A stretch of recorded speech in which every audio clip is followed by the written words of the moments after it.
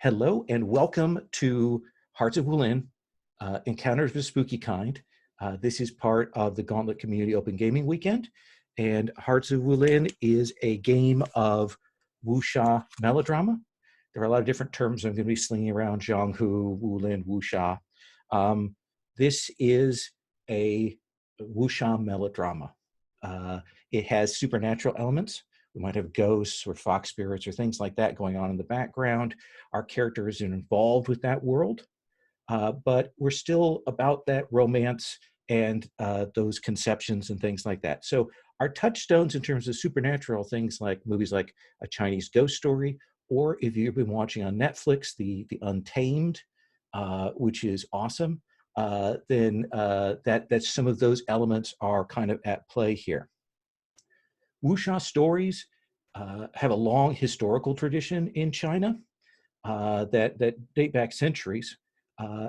But in the 1950s and 60s, a couple of authors in Hong Kong, Jinyang and Gulong, as well as a number of others, really redefined that by doing these serialized novels that then got adapted into lots of movies and have been, every one of their novels has been adapted multiple times into TV series. You can find a bunch of them on Netflix. If you've seen Handsome Siblings, that's based on a novel. That's also on Netflix right now. There are a bunch of these shows like Heavenly Sword, Dragon Saber, that's on Amazon Prime, that is also based on these novels. There are multiple different reworkings of them. There's a great tradition.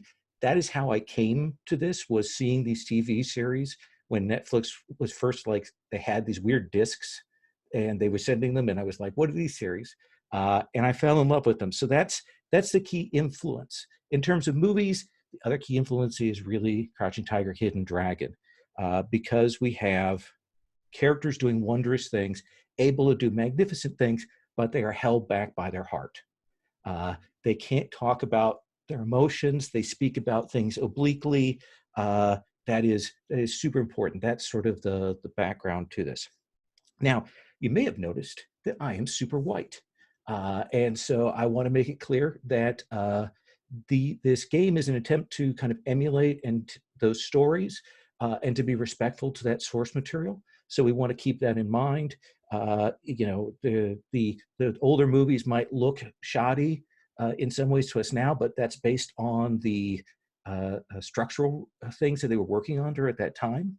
And when they got translated over the States, they were often butchered and so on. So we don't get the full effect of that. Also means one of the things is we can do voices, but no accents. So you want to make sure that is kept in mind for this.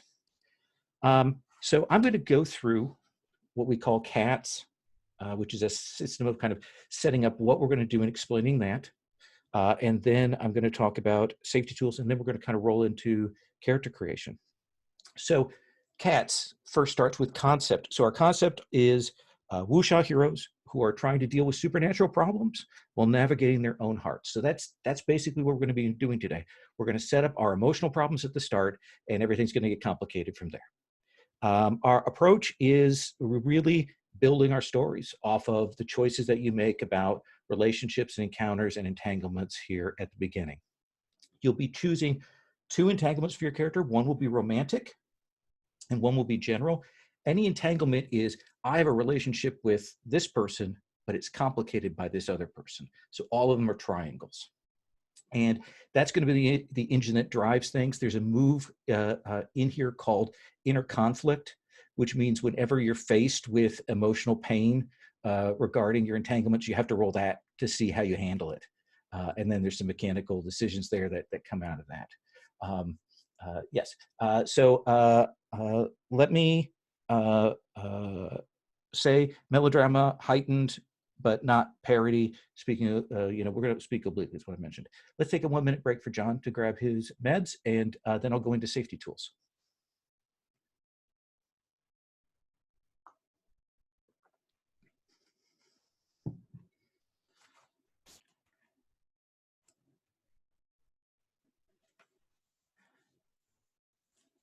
I've put the link, I don't know if everybody can see it in the chat, for the character sheet. And then I also put a link for the roller that we're going to be using.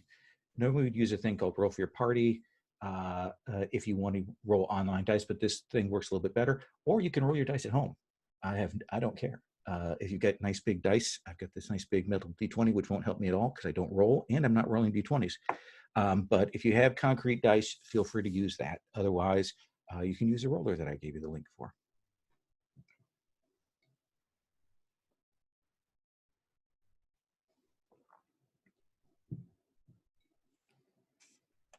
It's not a swordplay world. Pardon? I'm here.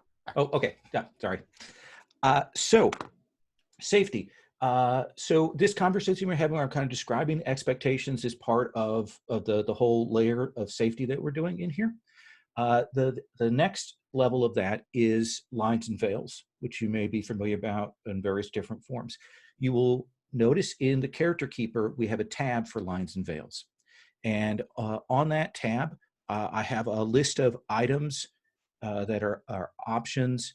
Lines means we're not going to deal with that at the table. That's not something we're going to see. It's not something we're engaged with. We just don't. That's off the table as material we're dealing with. Veil means we might, if it comes up, we might elide and move past it, but we'll fade to black on it.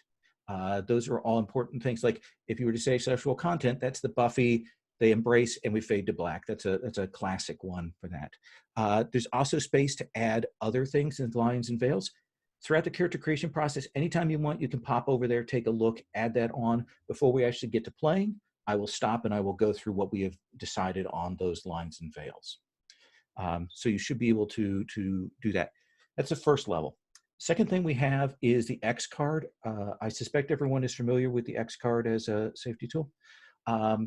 In the case of this, saying X card or doing this gesture to draw attention to it, you can do it in the chat, but there's often, someone has to keep an eye on that.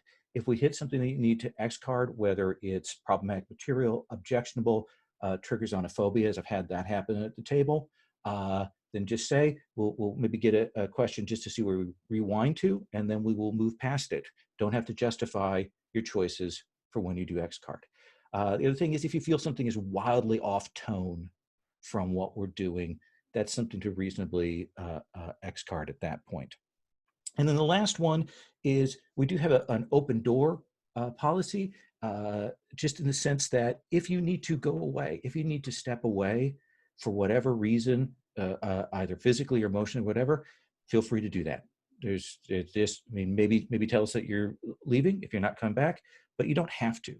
Just know that we consider that's for your own mental, physical, and emotional health. That is out there. No one is going to be worried if that happens. So those are the tools that we're going to be bringing here into play. Now, let's talk about our characters. On the character keeper, the Google Sheet there, I've got 4 columns on the characters page. Everyone's going to choose a column. There are 6 playbooks to choose from. I'm going to go through them really quickly, give you kind of a general sense of them. If someone says, oh, that's me, that is the one that I want, you should speak up, because otherwise everyone's going to go, oh, no, I'm thinking about this and that. If you have a strong opinion, say it. So we will keep that there. So our playbooks for this, these are a little bit different than they are in standard Hearts of Wulin. Normally there's some roles to choose from.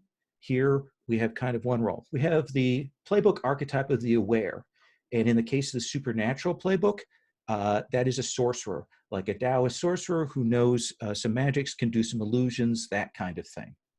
That's a cool character. Got lots of learning things. There's some very cool moves under that one.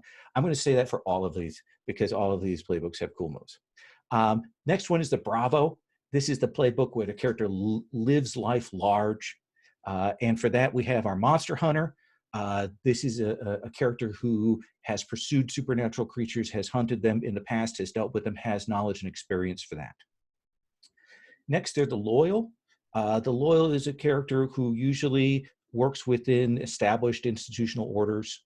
The Loyal Warrior. In the case of this, we have the Alchemist as the Loyal, because they work with predictionism and other techniques, and there's a scholarly tradition that goes along with that. Next, we have the outsider. These are characters that kind of don't fit in with everyday society. Our outsider is someone who is cursed. And the cursed character gets to get bonuses to their rolls, but they tick a clock. And when that clock is filled, something bad happens to someone that they love. So that's the cursed's burden there. Next, we have the student, the younger character, and here we have an exorcist. These are characters that are focused on spirits and ghosts and things like that. Their particular gift is being able to bar those creatures from entering places. And then the last, and this is the weirdest playbook. It is in the regular thing, and here it is as well. We have the unorthodox, and the unorthodox is the inhuman guise. You are a supernatural creature, often a fox spirit, who is disguised as a human being. And so you kind of hide that you are. Your comrades may or may not know. You get to decide whether they do or not. We're going to be assuming that everybody knows each other at the start, so we'll decide how those relationships go. All right. Jules, you were the first person into this call. So I'm going to ask you if you have a strong opinion on any of these, or even if you've narrowed it down to one or two. I have a mildly strong opinion positively regarding the sorcerer one, the first one. Okay, so let me put a little note by that. Tara, how am I saying that? Tara, do you have a strong opinion? I really like the cursed guy. Okay, let me write that down. Note that. John, you were third into the call, I think. Do you have a strong opinion? No, slight positive towards the Exorcist. They seem cool. Okay. So, David, three choices people kind of lean into. Are any of the other three, could they sing for you? What do we have left? I'm seeing... That would be the Alchemist, the Monster Hunter, and the Inhuman. Got it. Alchemist, Monster Hunter, and Inhuman. Out of those three, which one do you think might have the which one do you think would be most likely to have some interaction with spirits, ghosts, things of that nature? Exorcist. Is that one. So of those that you just asked me, because my brain is not working so well today, I think probably the Monster Hunter is the next one. The Monster Hunter actually in its sort of roll move can actually have a monster or a ghost or something that is haunting them. Perfect. We'll do that then. I just want to pipe up and make sure you had me down for the Alchemist rather than the Exorcist lower. Alchemist. Okay. Oh, did you say Alchemist? Yeah, maybe I misspoke, but if you want the Exorcist, I will take Exorcist then. Okay. We'll do that. I'm glad I've made this twice as complicated as it needs to be. All right. So now that you know kind of what you'd like, you will get the move that is listed there just below the title, like below Alchemist and so on. And then you're also going to get to pick two more moves. You can pick one and choose the other one on the fly as we play, or can choose both now. There is a list of steps for character creation on the CC1 basics. Basically involves choosing your look and name, making up what you're going to call your fighting style, assigning your stats. We're going to go up to like number 4, get those things settled. And after that, we're going to do introductions and do our entanglements. And everybody can grab a column in the first one. A few things I want to mention. If you've played other PbtA games, you will see that we have 5 stats: earth, fire, metal, water, and wood. Why is fire highlighted? Because I did copy and paste error. So that's why that is highlighted that way. I apologize. I keep meaning to fix that. When you make a roll for a move in this game, like in other PbtA games, rather than there being an assigned stat, you'll actually choose which stat you think is appropriate. Whether it's creativity of fire, whether it's awareness of water, whether it's the curiosity of wood, you'll choose which one you want to roll with that. And the only things that have definite sort of set stats that you roll, set elements you roll, is whatever you choose as the element for your style. That's what you'll always roll when you go to fight. And when you go to roll for inner conflict, that's the one stat you can't roll. You can't roll your style element for that. Now you might say to yourself, why wouldn't I always roll my best stat? And that is because your harm track is your stats. If things go wrong for you, often I will say, like, mark your metal or mark your water. And when it is marked, that means that you can't roll it until you have a chance to clear it. If you've marked your style element, it means that you have to find some other way to solve the problem. You can't fight, you can't get yourself together to do that. You can always mark wounded, gives you -2 ongoing. It's not a great choice, but it is a way to keep certain stats open for yourself. But I'm going to let you go, and I'm going to stop talking because my printer's doing this weird chuggy things, and you can probably hear that in the background. So I'm going to sit here awkwardly.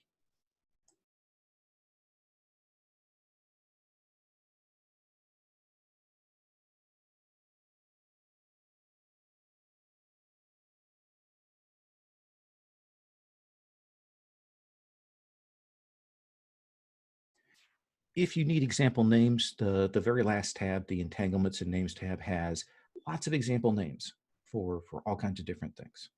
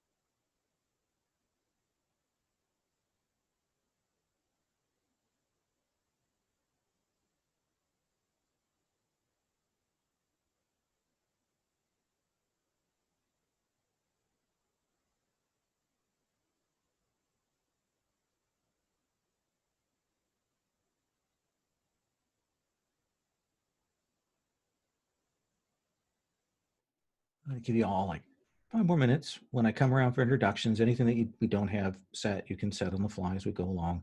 Or when I come around to ask, I'll kind of want to know your concept, what your style is, what it kind of looks like, what you take it as moves, sort of generally, and just the idea that you have.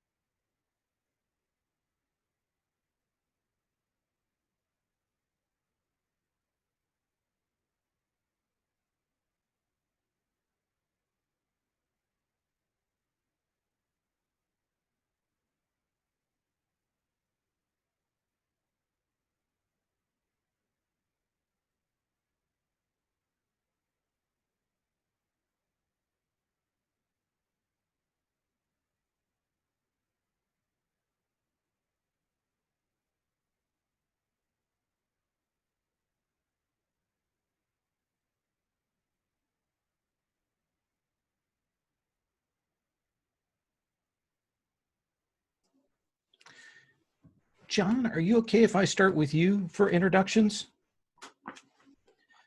So tell us your character's name, pronouns, and the general concept. Give us the rundown. Beholds Tian, a obvious Shaolin monk with his saffron robes, his bare head. He's got a round, gentle face and a relaxed smile. over his robes, he's got a traveling cloak, and he's got a big wooden backpack / work table he takes with him. He follows the path of the sliding kestrel, which is a metal style. He carries his Shaolin monk spade, which is like a big staff with a bladed shovel on the end. What other stuff would you like me to cover, Lowell? So tell me, when you have chosen metal for your style element, what does that say about the way that you fight with this weapon? That it's defensive like 90% of the time, and he's watching for an opening. Okay. I can say more, but that's what comes to mind in one that's sentence. good. And young, old? I'm thinking someone middle-aged. Okay, middle-aged. And why don't you tell people what your roll move is, and then what the other two moves you picked were? I have a move that allows me to make people act on their worst impulses when dueling me. I assume by jabbing the right chakra. I have a move that allows me to show up to a person who I have a bond with anytime, anywhere. I just appear and I retroactively justify why I've showed up with my gang of assassins. And I have a move that allows me to find a mystical location or font of power at the drop of a hat anytime, anywhere. All of which made me be like, this character must be a monk. Yeah, absolutely. I like that very much. One thing I'll mention, because it kind of comes up with the search thing, one of the things that's a little bit different from other PbtA games is we have an investigation move. It's called Study. But unlike most PbtA games, there are no questions. You can ask about a situation. You can ask about a person. You can learn a person's scale being whether they're stronger than you, weaker than you, or on your scale. That's the 3 states. Mm-hmm. Or you can also declare something. You can declare a fact about the situation. You can say, I think that this is what's going on, and then it is. That is how that works. So Study is powerful. Study is very much that declare detail is you asking a question, but you're giving the answer to it as well. So I just wanted to put that out there. All right. Well, what we're going to do is we're going to go through other people's, and then we'll come back around to you when we talk about entanglements, and we'll have you start with that. David, tell us about your character. For sure. And to clarify, would you like me to go into faction, backstory, primarily the stats and style? If you have some ideas about that, I would love to hear it. Oh, sure. So it's my pleasure to introduce you all to Crescent Moon. This is an exorcist, a young man, probably in his early 20s, who is a member of an order called the Cult of the Twilight Void. And my thoughts surrounding his sort of backstory is that perhaps at one time he had a lover or some paramour who he was very, very much looking forward to being with, or something along those lines. And at some point down the line, that relationship or that romance was no more, we shall say. And I imagine that he was a very young man at the time, and in some sort of fit of angst or despair or something like that, he considered or attempted to perhaps hang himself, if that's not a violation of any of our lines or veils or anything like that. I don't see that suicide is checked on there. I made sure to check. Okay. Sure. Okay. And my thinking was that he did not. And in fact, as he was about to do it, it kind of unlocked this inner world in which he realized he had a connection to ghosts and to spirits and things like that, kind of the other side of life. And that was sort of what put him on his current journey. And the cool thing about that is that while he at one time was wrestling with these inner demons of regret and guilt and, sorrow and despair and so forth, now he sort of sees tangible spirits of these actual concepts, and he can actually interact with them almost in a physical kind of way. So that's my thinking as far as he's concerned. His style is called, I hope it's not too anachronistic, I don't know if the Chinese had these, but the gallows dance is what I have down as his style name. And it involves a long quarterstaff, which he uses to hold foes at bay, ideally without harming them mortally. So kind of a held in, kind of a controlled, heavier style, but to use defensively? Okay. Correct. Metal or wood staff? I envision it as wood. Okay. And what are the moves that you have? Let's see here. The ones that I selected are including the roll move. Yeah, tell us about the roll move, just so everybody knows what you have. Sure. So the roll move allows me, whenever I create a barrier to expel or bar a supernatural spirit, to make a roll. And if the spirit is of a higher scale, I have to mark an element. On a 10 plus, I successfully force the spirit away for some time. 7 through 9, I succeed, but there's a complication. My second move is when I protect a group of innocent bystanders, I get to roll, and the better I do, the more things I get to do to protect everybody. And then the last move that I have allows me to give all of my allies +1 forward whenever I mark the wounded condition. So this guy is a very sacrificial protector type, is what I'm seeing. Excellent, excellent. This person that you had this affair with that ended badly, are they still alive, do you think? Or do you not know? I might have to get back to you on that. On the one hand, if they were alive, that might give an entanglement to work with, and on the other hand, I think that there's something to be said about playing with the interplay between life and death there if they weren't. So I might have to think about that. And is this cult of the Twilight Void that you belong to? Is it known as a cult of exorcists? Is that its reputation, you think? I think that's accurate. Okay. All right. That gives me plenty to think about. Let's come to our outsider. Tell us about this character. All right, so we have, you're gonna have to help me with pronunciation because I took the name off the sheet and it's like Sheeran. That's how I would say it. Sheeran, like Ed Sheeran. Yes, but I am from Indiana, so I could be terribly wrong. But yeah, I think the X is usually that sh sound. Mm-hmm. So we have Sheeran. He is younger, mid-20s, so like a younger guy. It's a dude, hence the younger guy. Okay. I get the feeling he was from like was there a noble family in China, whatever you would consider a noble family at that time? There would have been these various Wulin factions. Some of them would have been better placed. That would be kind of amongst the wuxia, would have had some pull. And there also would have been some aristocracy around, yeah. I got one of the options for clothing was like noble garb. So I was like, okay, there must be some noble people.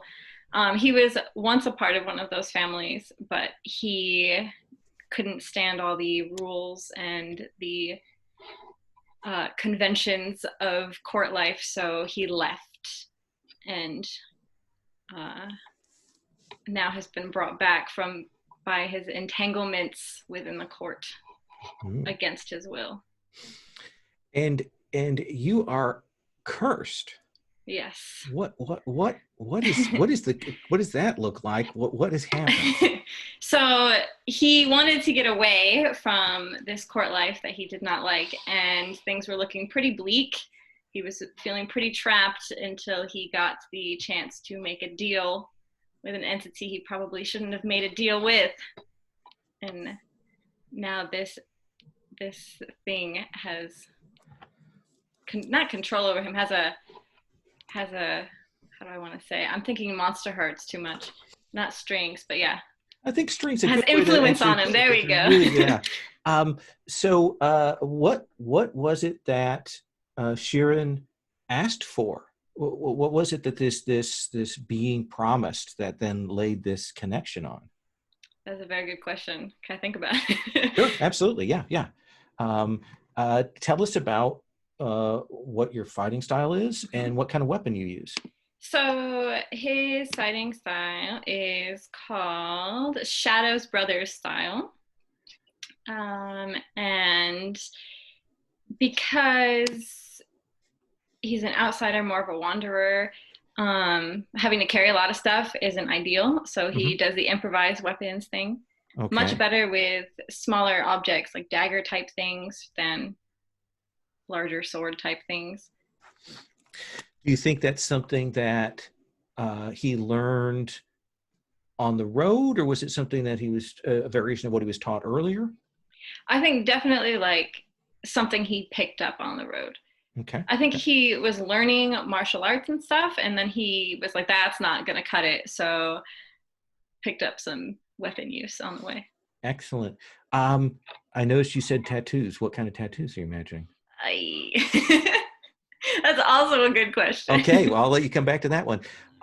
Tell us what we know what your cursed roll move. It's the one that gives you bennies, and then we click on this clock and we'll track that. Right. What are you thinking about for the other move or moves that you want to take from the outsider? We have the Reign of Assassins, so I can become undetectable in the shadows, and no one can see me or interact with me until I decide that they can. And where's the other one? Eerie Moon and Evil Star, so I can sense like energies in a place, and how is this worded here? Enter a place tainted by supernatural presence, now or in the recent past. I can perceive the hidden energies and learn more about them. Yeah. Basically, it allows you to do the study move not on the present situation, but read back into the past and give you the fiction to look back onto that. Okay, that gives us a good sense of things. Go ahead and take a look at the example entanglements that are on the CC3 tab. There are examples for each of the different playbooks, and then there's also some other ones at the bottom. We'll come back to you to ask you about that in a second. Let's come to Jules. Jules, Hey. Tell us about your character. So my character, again, I'll attempt to pronounce it. It's Tian. Well, I'm going to X-card that because that is an existing character's name. Oh, really? Wow. Whoops. Great minds think alike, eh? Yes. Indeed. Okay, I will come back to you on my name. Okay, fair enough. But I'm envisaging a character who was so madly in love with someone that he was willing to allow his soul to be beholden to the underworld in order to save them from their fate. Ooh. And in return, he got the mystical powers that he has. Did you save them? I'm open. Okay, well, yeah, that. that's going to be an important question that we're going to ask when we come to entanglements. That's going to be that. Before that, you had been a normal person, or had you explored the mystic arts before you made this deal? Yeah, that's a good question. In fact, let's say that he was involved in martial arts, but was not very good. Yep. But now he's got these mystical powers where he doesn't do much physically because he wasn't particularly adept at it. There's very little going on physically, but somehow his foes go flying backwards absurd amounts, and people fall in defeat to his seemingly quite pathetic looking moves. Let's talk about that style. Is it an open hand, empty-handed style, or do you use a weapon? What is that complements that? I think maybe an open-handed style. Okay, that is classic, and it's called. Let's go with Twisting Moon. Okay, and what element is Twisting Moon associated with? There isn't a wind element, I see. No. So, what do you think? Fire is creativity and speed. Water is about a certain amount of flexibility. Those are important details on those. Okay, let's go with water. Okay. Good. Flowing element. But your style doesn't look particularly auspicious or good, and yet you're able to defeat these foes. Yeah, I imagine it's probably quite intimidating to see me doing these mild moves, and then the guy goes flying into the trees anyway.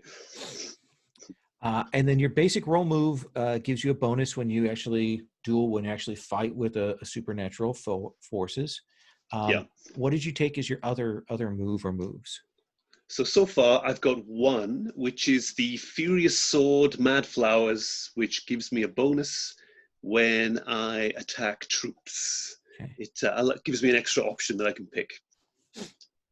Excellent. And troops are any large group of faceless underlings. We use the term troops loosely to describe them. So that makes sense. And that one gives you some other choices. And you can hold off and choose your other move as we go along and play. So we've now got introductions for everyone who kind of knows who each person is. What we're going to do now is we're going to come around in that same order. And I'm going to ask you whether you want to tell me about your romantic or your general. You can do one first or the other first, and then we'll go around and then we'll come back and do your second one. I'd like you to have a PC in, at least one PC in both of those. If you can only figure out one PC amongst the 4 slots, that's fine. We'll work around that. And of course, if you ask, bring that in, we'll ask and confirm with the other player to make sure that they are cool, give consent to that entanglement. So, John, which would you like to tell us about first? Would you like to do your romantic or your general entanglement? You are muted. I suspect general because I don't yet have like a super great mind grasp on these characters. Sure. So what are you thinking for your general entanglement?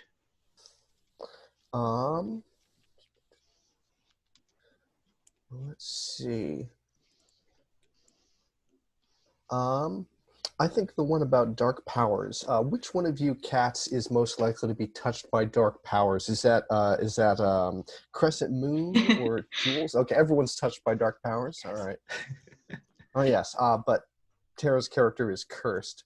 Yes. Sure. Which I have figured out the curse, if that will help people make entanglements. Sure. Go ahead and spit it out. So Sheeran was trying to get away from something he felt trapped in. I think he was supposed to marry someone from obviously another influential family, didn't want to, but knew backing out of the marriage would cause bad things for both families, wars or whatever.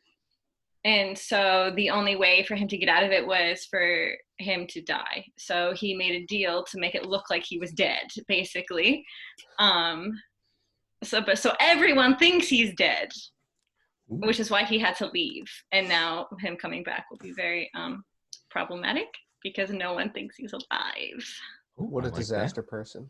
Right. David, can you give me a sentence or two reminder of your Exorcist's fucked up past?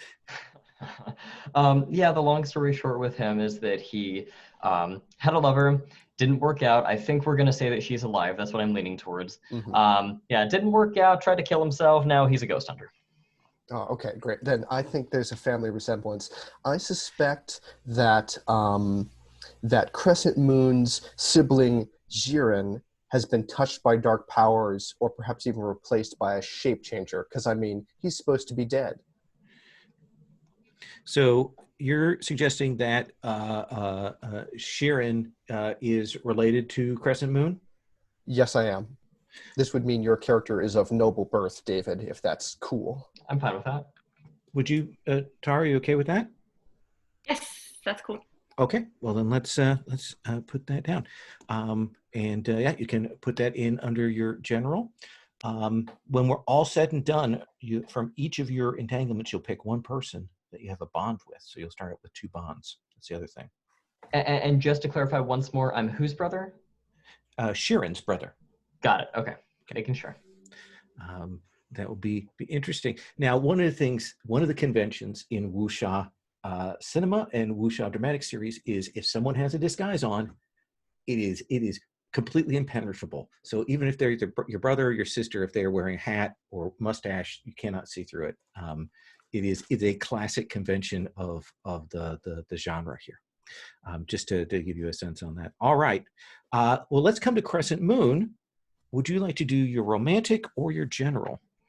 I'm thinking we can do romantic entanglement first. Okay. For this one, I just need a volunteer from the rest of the group. The one that I want to go with is I love blank, and I think that will be, the paramour that I used to have. Okay. We can have her name be Feng, I'm seeing as a potential name, Feng. Okay. So I love Feng, but blank continues to remind them of my failure to save their sibling. And my thinking is that perhaps one of the reasons why she and I fell out is because I was unable to save their brother, who I was close with. Their brother fell prey to some kind of supernatural creature. And I'm looking for someone who maybe would be a volunteer to be that dead brother's former best friend, who continually reminds my ex of my inability to save them. Like, many of us could, but sure. Yeah, it doesn't matter to me. Yeah, John, that'd be great. Okay. So Tian. Sorry, I had a hard time following that. Yeah, these are pretty complex. So my ex's brother is dead. John is that person's former best friend. Got it. No, I'm in it. And let's put a name, so we know the lover's name is X. This is Feng. Let's give that dead person a name as well. If it hasn't been taken, let's go with Lynn. Cool. I'll say that this person was my good friend, maybe a member of my monastic order, and I palled around with. Right. Nice. So in some way, I'm responsible, to speak to you, John. I'm kind of partly responsible for the death of your former best friend, which might make things a little bit awkward between the two of us. Yeah. It's a thing that if it's brought up, that's where inner conflict comes, or if you run into Fang, those are all reasons and places where that will arise. All right. Let's come to Sheeran. Do you want to do your romantic or your general first? You're muted. Yes, I am. I am not now. Okay. Let's go with oh goodness me. This is very difficult. General to start with. I suspect someone knows much about my curse, but accusing them will offend someone else. So I think it would be most interesting to have a player character know about my curse. And I'm thinking that person will be, Jules, who are you? I don't even remember anymore. Yes, I can Jules, help you out there. So I am Jean, and I've basically sold my soul to save someone. Okay. Gotcha. And you did save them. We don't know yet. I'm flexible on that. Oh, I got you. And then David is my brother. Seems that way. Hello, brother. And So Jin, who might hold you in esteem that if Sheeran were to accuse you or speak against that, who might that be from your background? Would that be better to be a player character or an NPC? Either one. Feel free to add NPCs to the equation here. So who would back me up if I'm accused? So well, if your lover survived and is, they might be, offended if someone were to accuse you of trucking with dark powers. Right, heaven forbid. Yeah. Yes, that sounds good. I suppose if David would be cool with it, you would also have reasons to be offended because that's your brother that's being accused of making deals with dark people, which wouldn't look good on the family. I'm not opposed personally. So in this case, so what the sort of the framework is that Jin kind of knows about your curse, and when you talk about that, your brother might be bothered that someone is saying that you're cursed. Yeah. Okay. All right. Yeah, we can work with that. Yeah, absolutely. We can work with that. We will come back on your romantic. Cool. Let us swing around to Jin. Jin, which would you like to do first? The Entanglements. So hold on, let me pop up the Entanglements. Hold on, I'm being terribly slow here. Sure, that's okay. I've got a lot of tabs. Yeah, I'm It's not kind the of new to all this. most tabbed character keeper I have. That would be a legacy, but it's pretty bad. So I guess the logical one to go with would be that I saved X, who I desperately love, but somebody else took credit. That seems like the logical one. Ooh. So my so far unnamed lover, I saved her by basically selling my soul for these dark powers.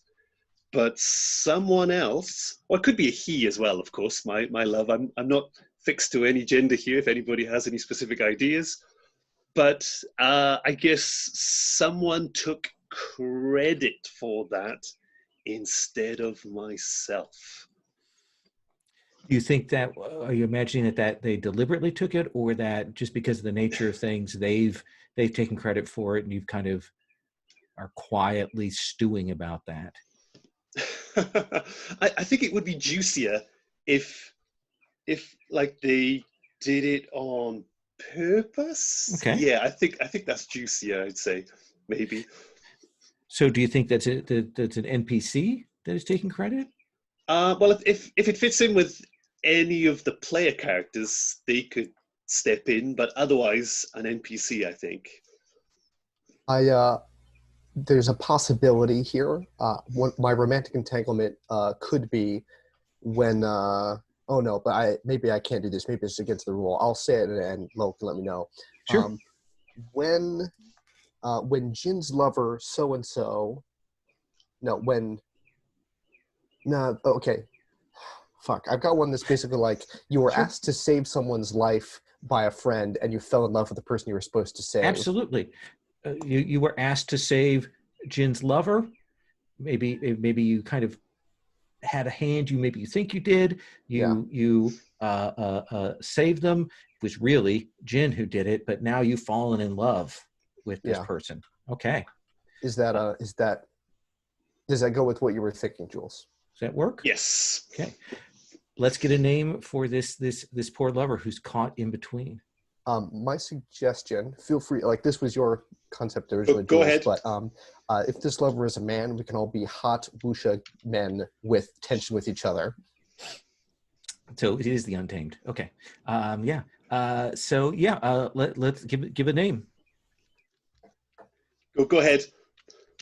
Let me find the name tab really quick. I have so martial many names, male names, female names. They've got all those.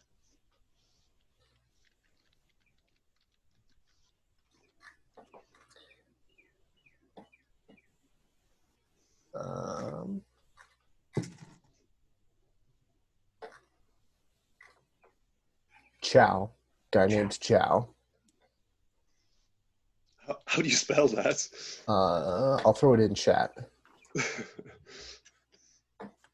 Okay. Excellent.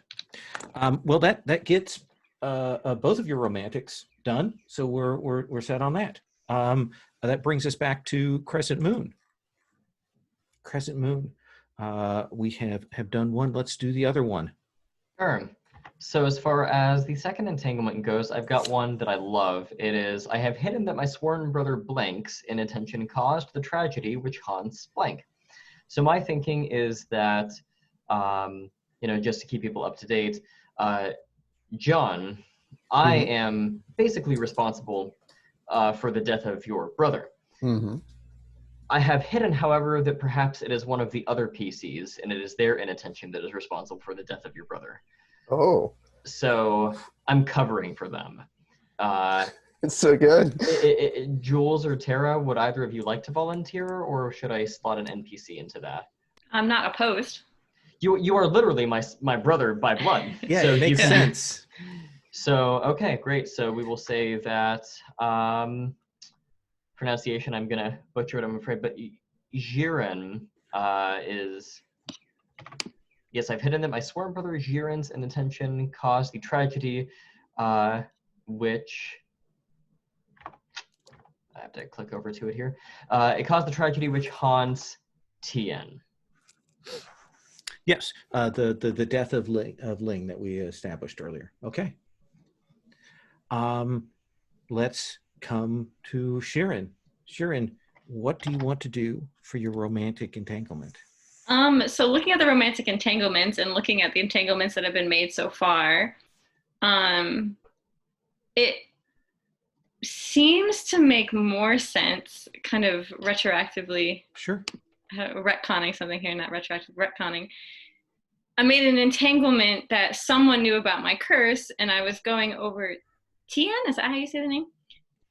It says that they already suspect my curse. So it would make more sense to put in my general entanglement that Tien knows. Does that make sense? Yeah, it matches better with that. Sure. And then, so for the romantic entanglement, if I can find it on all of these tabs, there it is. Then Tien continues to step between this other person and I to protect them from my curse, and I can't say I blame them. So there's a person that Tien respects, that doesn't want to be hurt, knows that you're involved in some weirdness. Who is that? I think to loop them back in, I can love Jules's character. What's your name? Jin. Does that work for you? Of course. Okay. So, Tian, you're kind of trying to make sure that Sharon doesn't cause problems to poor Jin there. Okay. My dear friend Jin has had enough love lost, love lorn, yes, life already. Death. That brings us back to Jin. We've got your romantic. What do you want to do for your last entanglement, your general?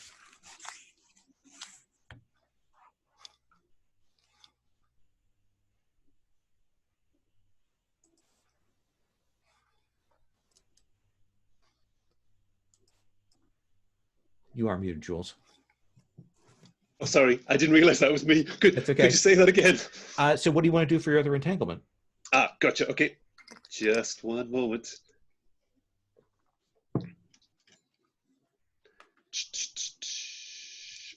Okay. I very much like the first one.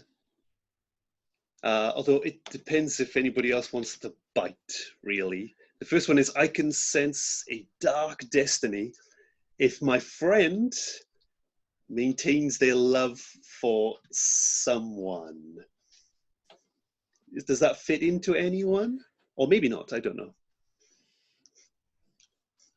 Basically, someone's love is going to cause the entire world to die. Well, let's see. We certainly have Feng, that crescent moon, look, through themselves into death over. That's one where they haven't roped back in, or something else. That works for me. Jules, could you read that entanglement just one more time so I have it straight in my head? Of course. I can sense a dark destiny if my friend maintains their love for the person. Oh, so I can never get back with Feng because you envision a dark destiny if that happens. Yeah, I think it's that I'm going to get in the way in between someone's love. Yes. Because I see a dark destiny for it. Absolutely. Love it. Absolutely. All right. So mechanically, what you're going to do is for each of those entanglements, you'll pick one person of the two that are listed, and you'll write in a bond with them. and I put a 1 by it. It'll be in the bond things. Bond is a resource that you can spend before or after you roll to give yourself a +1. Essentially, you're using that energy to kind of boost yourself up. You can restore bonds through the comfort and support. Comfort support is the other way that we heal. You can also heal marked elements between scenes by kind of just giving a montage of how you recover. We're going to take, I think I'm going to need 10 minutes. I'm going to take 10 minutes. We'll take that break. And then we're going to come back and we're going to get started into scenes, and we'll see where we go. All right? Okay. Sounds good.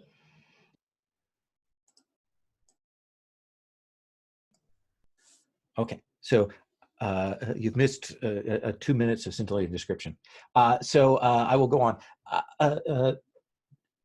So the family of Crescent Moon and Sheeran have been involved with this.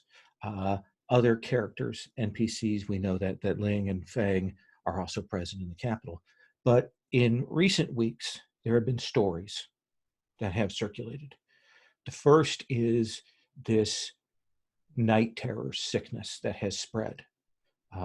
Some say that some of the princes are affected by it. Some say that some of the noble family members are. Nightmares that they cannot raise themselves from, that continue even on into their waking days. And rumors have spread out about that.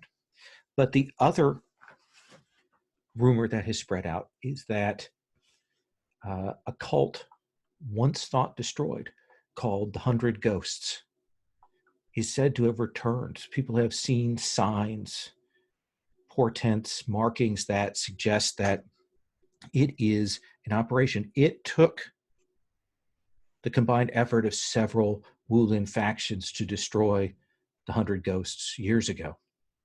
And if they are back, that is a serious problem. And so it was with that sort of in mind that we come in to see our characters here. We're going to begin that with the idea that all of you are coming back to the city for various reasons, drawn back here. Tian, what do you think is the thing that has drawn you most back to the city? What rumor, was it something of that or something else that has pulled you back here? It is twofold. It is that some members of my monthly order have called for my aid to treat the night terrors among the noble classes, and also that the one who causes my heart to stir in my chest, what's their name? Jin's lover, whose name eludes me. Chow? Chow, thank you. Chow is said to be in town, so I want to see if I can get a little closer to him. And remind me, what are your feelings towards Crescent Moon? I think I feel torn about Crescent Moon. Okay. I have some obligation to their family that has not been explored. Oh God, I've got this is a complex relationship map for sure. But I think you have concerns about their brother, but you're worried about them, so yes, probably, but also my friend Feng has a previous relationship, and so I cannot fully spurn him, though he is indirectly responsible for the death of my friend Lin. Sorry, you were saying. So Crescent Moon, when you were traveling, call back, you still have connections. You still speak with your family, right? I should think so. Yeah. When you were traveling and you ran into Tian, also returning back to the city, and there's no legitimate way for you to not travel together. What are your feelings about that? How do you think about Tian here? I think that Crescent Moon feels a sense of obligation to make his life better, to make up for the mistake. It wasn't really his mistake exactly, but it was his family's mistake at the very least. And so he tries to make up for that, but he never talks about the death of his brother openly. He's very avoidant of that topic, but he nonetheless feels the obligation. Both of you are marked in the sense that both of you belong to orders or groups that certainly treat and deal with the supernatural. That is certainly the case. They're both your clothing and your bearing and so on all say that. You have returned back to the capital, and it is evening as you return back. There's still noises in some parts of the city where there's still revelries going on, but most of the streets here are lit by lanterns. And the two of you are kind of walking in that way where you know there's going to come that moment when you need to go your different directions, and there's going to be that awkward, what do we say to one another here when we part, so on. And the two of you are going along, and you will hear it sounds like a scuffling and maybe sobbing from an alley nearby that catches your attention. You're not sure if someone's been injured or what. What would you do, Tian? I would like pause for a moment and look to my traveling companion to make sure that he's heard what I heard before we move forward to investigate. I think I would turn to you and give you kind of a little nod of recognition, but I wouldn't say anything. I think that makes sense. So the two of you will move forward, and you will see that there is a figure in this alley, and Lowell now needs to pause here because Lowell forgot to go over lines and veils and is going to do that now before we get into anything else. Our lines and veils for the session. We have a hard line on sexual assault, and we have a veil on anything to do with spiders. So those are the two things that are on the table right now. If you need to add anything else later, feel free to do that. I'll kind of check back into that. You will see that there appears to be a person who's been injured, who is laying in the alley. Maybe a young woman. It's hard to tell. It looks like they're on the ground and they are kind of quietly sobbing here as you move up, Tian. And what do you do? I think I have a like a lantern that I hang on a little hook on the end of my staff and hold it high. Are you quite all right, young woman? And she just kind of continues to weep there. Let's engage the mechanics. Would you like to make a study move? Yeah, I think I want to know what has caused this harm. Sure. What would you like to roll that with? What do you think is appropriate? Let's see. I think water makes sense. I'm not great at it, but I'm going to roll it. Sure, absolutely. Let's have you roll. How do I roll in your wonderful character keeper? Oh, so I'll give you, I have the link. Let me grab this thing for your friends. Grab that copy. So here's a link to a roller that you can open up as another tab. And it should allow you to like just put a couple D6 up and roll those. Got it. Is that link in the chat? Or yeah, I've just dropped that in the chat. It's also on the bottom of the basic moves. Okay, thank you. Okay, I have rolled a rich, hearty 3. So you will move up on to this woman to kind of see what is going on. And it is perhaps at that moment that you lean forward a little closer than you might otherwise when from under her clothing there, another arm reaches out, a third arm, kind of cold and spectral, and it grabs at your ankle, and you'll feel your ankle freeze. Go ahead and you rolled with water, so go ahead and mark that, and you'll feel it, and you can tell that this is not the only spirit that is here. This is definitely an ambush. Crescent Moon, you will see that your friend goes to assist, and then suddenly is set upon. What do you do?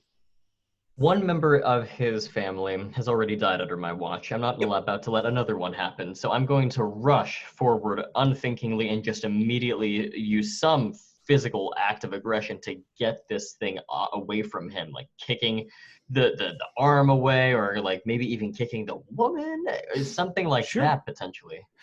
So yeah, you don't even turn to your talents of barring the supernatural. You go to physical. Let's have you roll overcome. What do you want to roll that with? I feel like this would be a pretty impulsive, almost fear-driven kind of behavior. So speed and passion, I think, are what we're doing this with. So we'll go with fire for a charming +0. Okay. Oh, you have to put 2d6 in there. Here we go. 8. 8. So I think you will be able to push this away off of Tian, but it switches its grip over onto you. And you will look up and you will see that there are a couple of figures crawling along the walls, spectral, hit by the lantern light, and they are closing in on the two of you there. We cut from that to Sharon. Sharon, you have hidden your death from most of your family. I think we've established that Crescent Moon knows that you're still alive. That's kind of in the cards, I think. I think Tian knows I'm still alive. Yeah. So there's amongst your company, they know, but your family does not. But you've heard this bad news about your family. Is that what has drawn you back, or has something else called you back to the capital? I think as much as I haven't liked my family, I always loved my brother. And with all this like crazy stuff happening, I've come back for him. And as you are traveling along, I'm going to cut briefly over to Jin. Jin, you've started to make your way back to the city, right? Started to head back. And you are not that far away when you're taking a break. It's getting on dusk, and you will hear a voice, a familiar voice, that voice of the person who helped you so richly in the underworld before. And they say, Master Jin, how fare you today? I do not fare well, my master. For Yes. I fear that that which one needs the most in life is slipping through my fingers. But you've been gifted with so much. I helped you with such a potent thing, and yet you have regrets? Oh, my master, I apologize. Of course I value your gifts so much. And this frown that I bear is nothing to do with your extraordinary kindness. My apologies, master. In a few minutes, the one known as Sharon will be coming along this road. They are also heading on a path back to the city. You must accompany them. As I have told you before, Crescent Moon must be kept away from Fang. Of course, my master, of course. Do not allow Sharon to know what guides your destiny.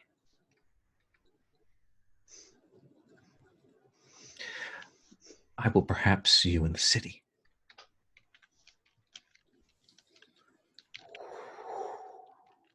Leaves, wind catch up. And just as that last of that goes, you will see, you catch sight of a figure.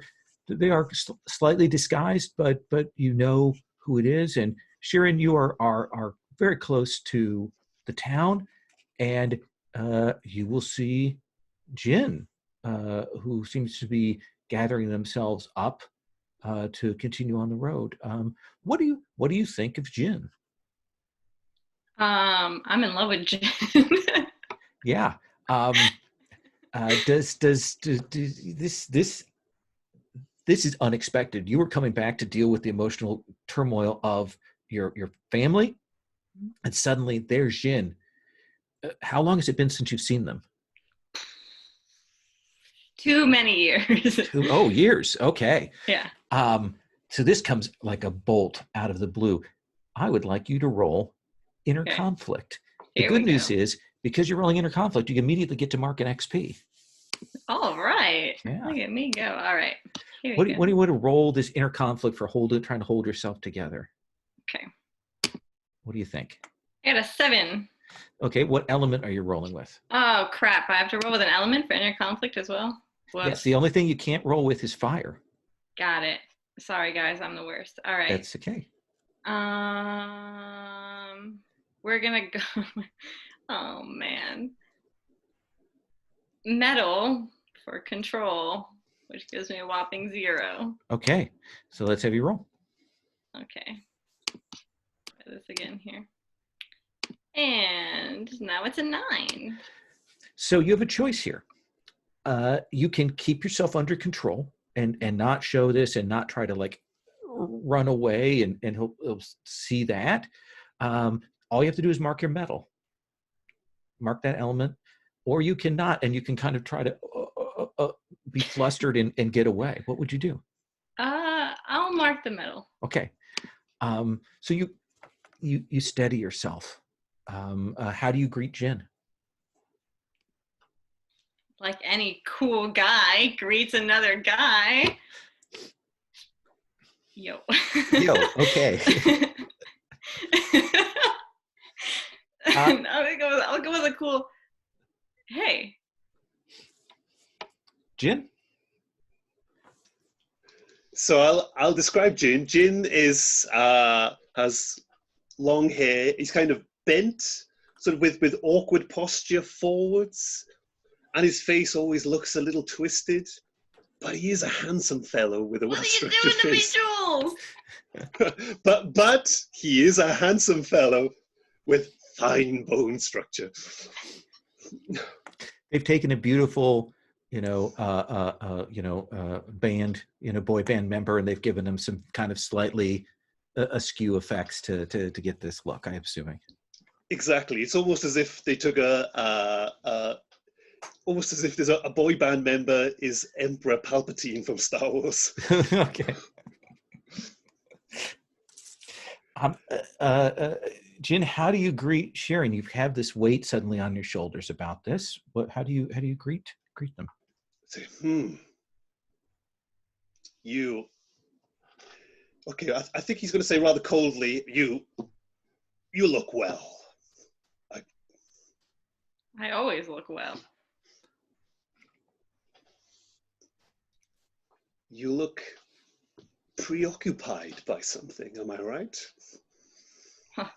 The great mind is always preoccupied by something. But your dress, it's, you could do better, I feel. You're not making the most of yourself, I feel. Didn't exactly leave home with a trunk full of clothes. I got what I've got.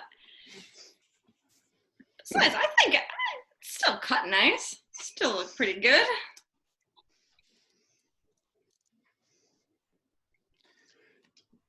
Says, do you know a man called Fang?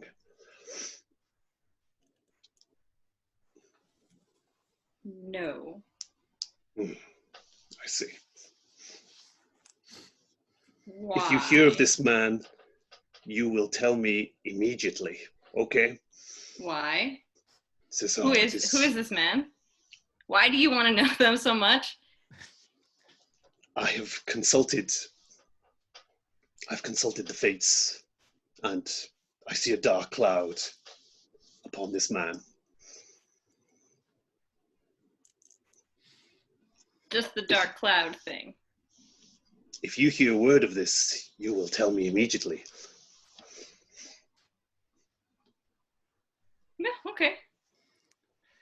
And I assume you will companionably fall into step. You know you're both heading the same way. And you will come up to the gates of the city. And the gates are strangely hushed. Normally you would expect there to be a little bit of bustle even at this late hour, but it is quiet. And you don't see any guards persons about. What do you do?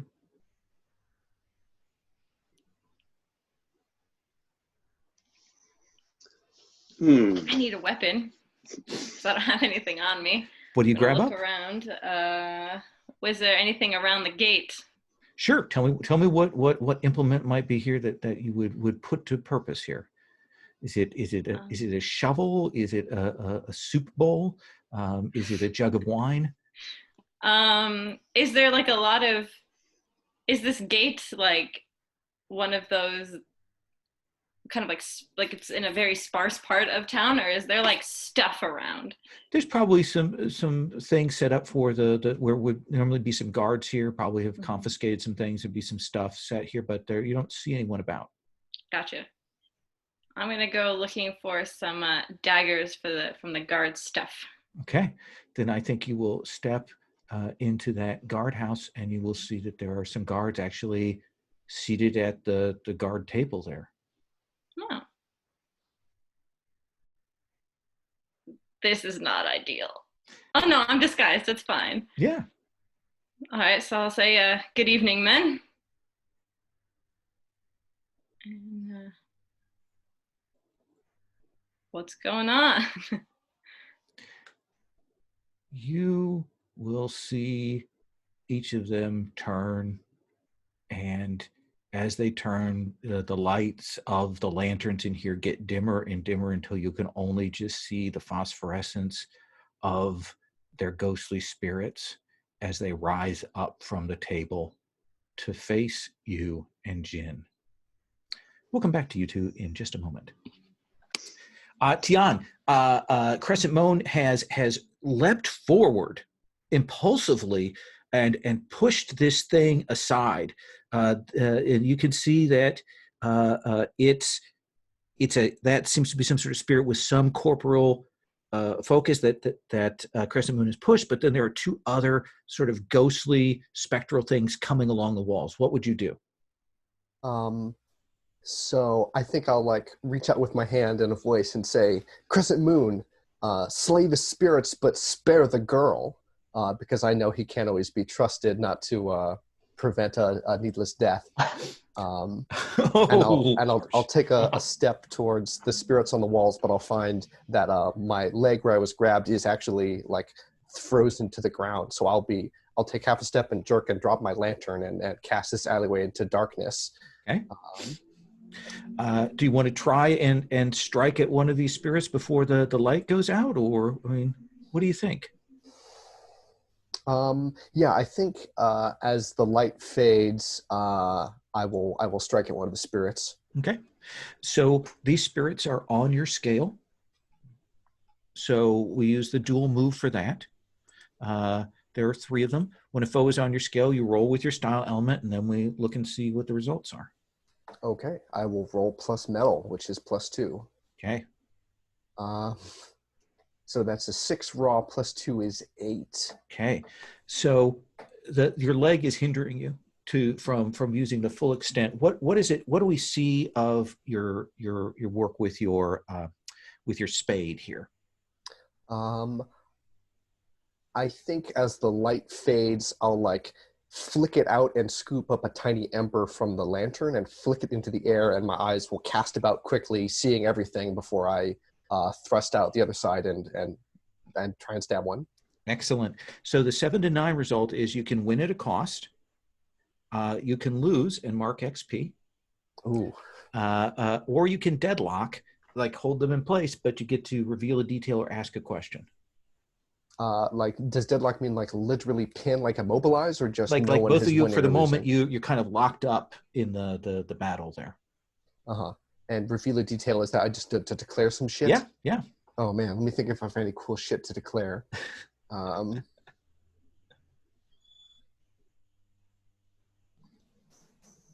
I do not have anything that comes to mind awesome to say, so I will obviously make the strategically optimal decision to lose and mark XP. Okay, so this thing pushes back on you. It grabs onto that spade and it yanks. And tell me what happens then. What does losing to a ghost look like? I think maybe that it touches my arm and then my arm is frozen and I'm like going down and one is, coming over to begin a creepy possession process. Yes, kind of moving up its hands, coming up onto your face. Crescent Moon, there's that moment, that flicker. You see these other two things. You got locked up. Tian does that cry out for you not to harm the woman. But then this ghost gets the better of Tian, and it looks like it's going to try and draw out the very breath from Tian. All right. Is there some way that I'm thinking that maybe a physical approach is going to be a losing battle for us. Sure. But that's just my initial instinct. So perhaps there is a way that I can supernaturally try to manage these things. I have a roll move that lets me maybe expel or bar a perfect move for this. Yeah. So I guess I would like to use that. I would like to try to expel or bar a supernatural spirit. And am I doing this for all three spirits collectively or one at a time? So you've got two choices. You can try and bar all three of them, push them back, or you can just try and absolutely deal and push out this one that is grabbing onto Tian with certainty. I think I would be very protective of Tian for aforementioned reasons. So I'm going to go ahead and just go all in on taking care of Tian here. So I think that I will roll with. I think I'll roll with. Well, for this one, am I allowed to roll for with my style element? You are always allowed to roll with your style element if you want. Okay, we'll do that. Because I look forward to that failing, so I can have you mark it. Okay, we'll roll with Earth then, +2. And so it does. That's a no. With the +2, it's a 7. 7. Barely. These aren't of higher scale, so you don't have to mark anything. And you're going to drive them away, but choose a complication. So I can either mark an element, someone is left out, something breaks, someone becomes vulnerable. I think it would be interesting if the woman was left vulnerable. Okay, absolutely. Can only protect one person at a time. So you will move up and tell me what that looks like. What do we see on screen? What is the effect of you pushing this spirit off and away from Tian? Sure. I imagine that I would kind of approach, and as I do so, what seems to be a common quarterstaff begins to sort of glow with this radiant white color that really stands out against how darkened the town is. And as I kind of approach, I take my hand and sort of lay it on this spirit crawling up him. And at the moment my hand touches the spirit, there's this repellent effect where the spirit almost scatters in several different directions. It almost evaporates or dissipates. And if it isn't, if it needs to reappear somewhere else, then all of its component parts will rush away from me and then reform elsewhere. So you will push that back, relieving Tian of this pressure, but at the same time, you'll hear this shriek as this spirit drags that woman off, and then that voice just kind of cuts out. But you still have these two here to deal with. We'll come back to you in just one second. Jin, you saw your friend Sharon walk into this guardhouse, and then you get that cold feeling as all of the lanterns dim, as there's something is walking over your grave. And you will probably see something moving out, kind of catches in the moonlight here, crawls out from around the back of it, and is coming for you. What do you do? I will defend myself. Okay. You just want to try and keep it at bay, or you want to actually try to destroy it? Let's You're good at try this. to destroy it. Yes, sure. So this will be a duel. This foe is on your scale. So you can roll with your style element if you want. And because of your roll move, you get an extra +1. Okay, let's risk it. I'm going to roll with my style element. Mm-hmm. So do I just click this roll it button? Is that all I do? That should be it. If you've got 2 dice there, it should show. Sweet. I'll click it.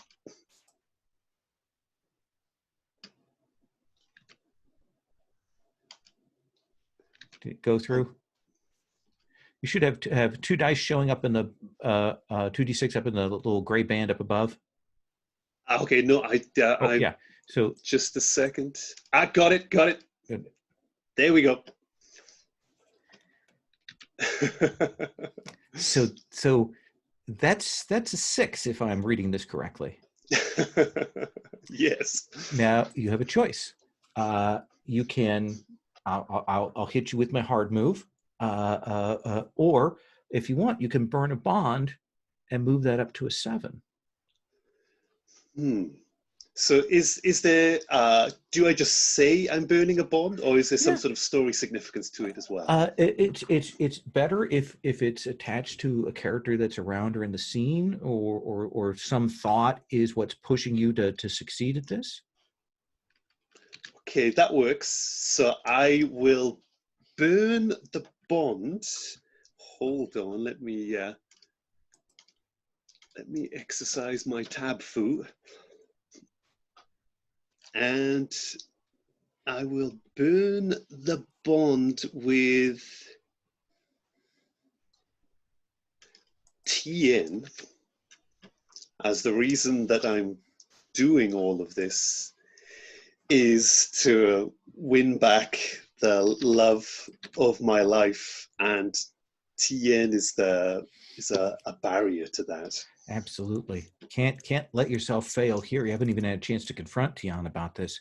All right, so that means a 7 to 9. Do you want to win at a cost, lose and mark XP, or do you want to deadlock and reveal a detail or ask a question about them? I think I would like to win at a cost. Okay. Do they get away? Do you have to mark an element? Does somebody see you do this and freaks out about it, or something else? So yeah, maybe somebody witnesses this that will cause a lot of trouble for me in the future, perhaps. Tell me what it is about the way that you destroy this thing that looks sinister or evil or unnatural, that someone coming up to look at the thing sees you and gets a shiver. So I think Jin sort of his feet rise above the ground, his eyes glow red, and he just sort of screams, do you not know who I am or who I work for? You dare to waste my time and think you can threaten me? And is that probably that moment when the ghost kind of looks up, sees, and maybe has a realization, but it's too late for it, before your energy will dissipate it?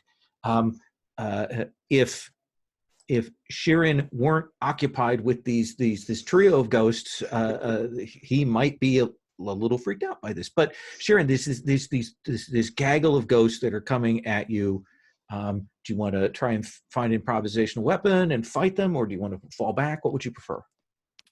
So I'm wondering if, now that I know these guards are not guards, but actually otherworldly, am I in a position where I can try to learn more about them with my ability here?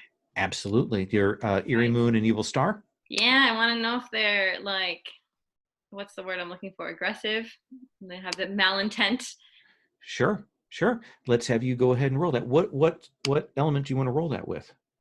Let's roll that with, I got a curiosity one. Yeah, wood. Okay. So we'll roll a whopping 4 with a +1 is still a failure.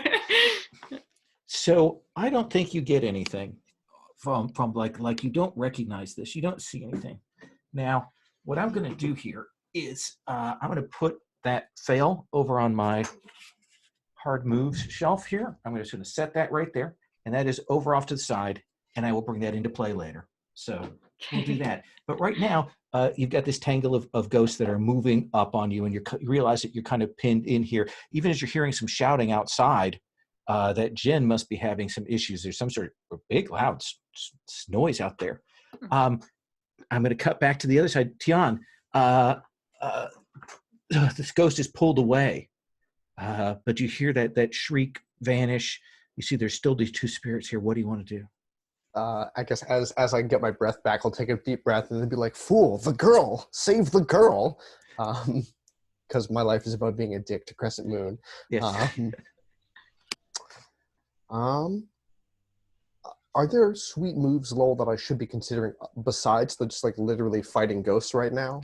So one of the things is if you want to destroy them, if your intent is destruction, taking rid of them, that's the dual move. If your intent is like to change up the situation, like to get away from them or move them in another position, we kind of move to an overcome move or a playbook move. We kind of narrate based on what your intent is. Is the young woman in peril, is she out of play, or is it possible that I could, swiftly make my way down the alley and maybe be able to head those ghosts off? We'll only know if you try. Okay, well then I will use my spade to like pry my frozen leg up and then try and use my light body technique to somersault over the building. And so I will roll dice to see how well I do. Okay. What element are you rolling with? Oh goodness. What is the right element for that? Is this passion? I think fire. Fire? I think fire makes sense. All right. So that is an 8 minus 1 is 7. 7. So I think that you will able to do that leap, that lightness up on the wall, bounce over, and get away over to where she is at. But you're going to have to engage in a struggle. Like you get a hold of her, you aren't able to pull it away from this spirit that is kind of now pulled off of her. You can see it's almost like a ghost that is kind of forming out of her. Mm-hmm. And you're kind of trapped, and you need to do this quickly or her spirit will be entirely consumed by this thing. Mm-hmm. Does that seem like a fair complication there? What I'm hearing is that me and the spirit are tussling over this girl, and there's moments to lose. Okay. Absolutely. Crescent, you will see Tian rushes away to rescue that young woman. There's still these 2 spirits here. What do you want to try and do? I think what I'm going to try to do is to get between, because we're in an alleyway. Yeah. My thinking is that I'm going to try to get between the end of the alleyway, where Tian is, and these 2 spirits. So I trust that Tian can take care of the girl. He can take care of that spirit. I'm going to keep these 2 from acting as backup. Okay. So I want to, if I can, dart between them and form some kind of supernatural or spiritual barrier, almost like a wall that they cannot transgress through. Sure. So last time you focused on expelling one of them. Now you're actually doing the full barrier thing. So this is a preventive barrier. Yeah. Let's have you roll that same move with whatever element you want to use for that. We'll do the element so nice I get to use it twice and go with Earth. Yep.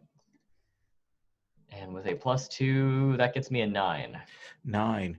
Now you could burn a bond to make that to a 10.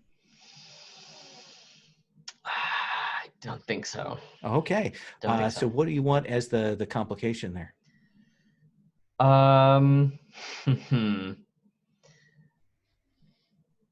The effect is fleeting. I don't think we have a lot of time to burn here. So Tian's going to get 1 shot at getting this spirit away from this woman. In fact, because that's time is so tight. Tian, let's come back to you. Tell me what that looks like. How is it that you are? Is your intent more to pull her away or to try and destroy this thing so it can't hurt her any further. I think his intent is to separate the two and deal with the spirit later, if ever. Okay, so let's have you roll. What do you want to roll this with? Do you want to use your style element for this? Sure, go ahead and tempt me about that. I think the spirit is grabbing her hair. So with a flick of my spear or my spade, I'm going to try and slice all her hair off, which hopefully will leave the spirit with a big bundle of hair and no woman. Here come the dice. That is a 7 + 2 is 9. It's a 9. So yeah, I think that you will be able to do this, but you do cut her hair off and perhaps injure her in the process of this. But the ghost goes falling backwards with her hair in its hand, and it will swallow that hair up as it kind of falls back away from you. Let's come back to Sharon. Okay, you've kind of gotten pinned by this ghost. You hear noise outside. You haven't been able to find a great weapon. You've kind of studied here. Do you want to try and fight them? Or do you want to try and escape? I think I'm cornered. I'm gonna try to fight my way out. Just get out. I'm trying to get away. Absolutely. So these are troops. There's a group of them. So when you fight with troops, you roll your style element, and we see what happens. Let's do it. And 5 + 2, 7. 7. So it isn't easy, but you do it. Tell me what that looks like. What do we see you do to destroy these things, drive them back? It's not great. This is pure adrenaline moving here. I've got no weapon. I'm in the corner, just like limbs flailing. I'm surrounded by them, but I'm really fast. I got a lot of speed in this element, so I'm just like doing whatever I got to do to make it to the door. Yeah.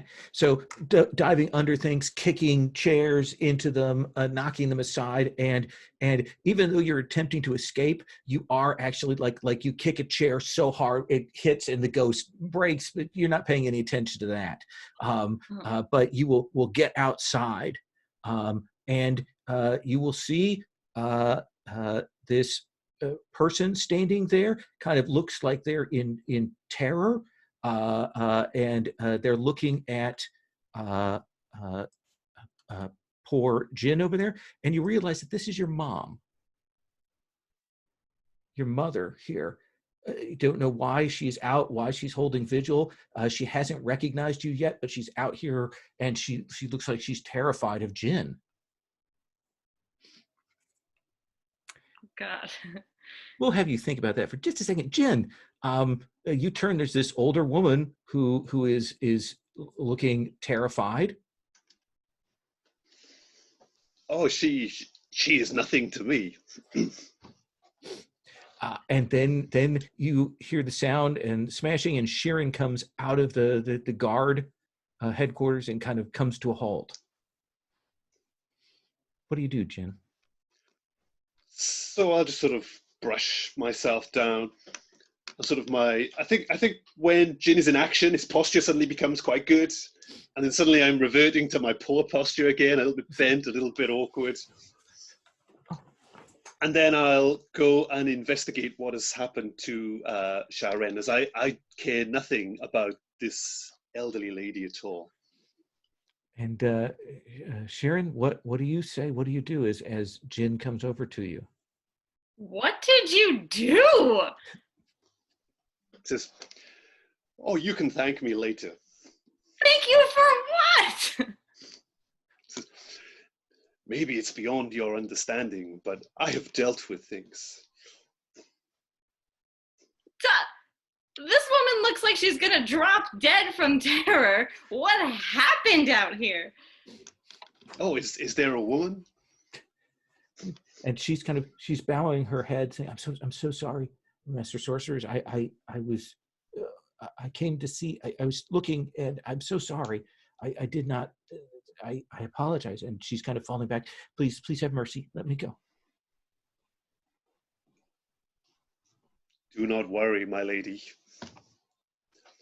You cannot threaten us. You are safe to pass. And poor Sharon, you see your mother, like terrified, go running off by herself into the streets of the city at night. No, man, we gotta follow her. We gotta make sure she gets to safety. Okay, I'll attempt to put my hand in the way and say, we do not have time for this. Wait, what do you mean we don't have time for this? I'm going. No, I'm not. I don't care about your hand. I'm going. So Sharon is gonna push past you to go and help this woman, and I assume you are not going to go to hard measures to stop them. You could try and persuade them with hearts and minds. Would you like to make a case? Yes, that sounds fantastic. So, let's take a little look. Hold on.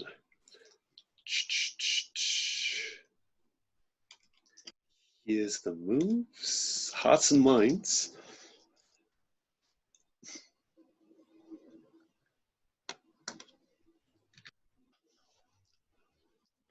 So my case is that there is more at stake here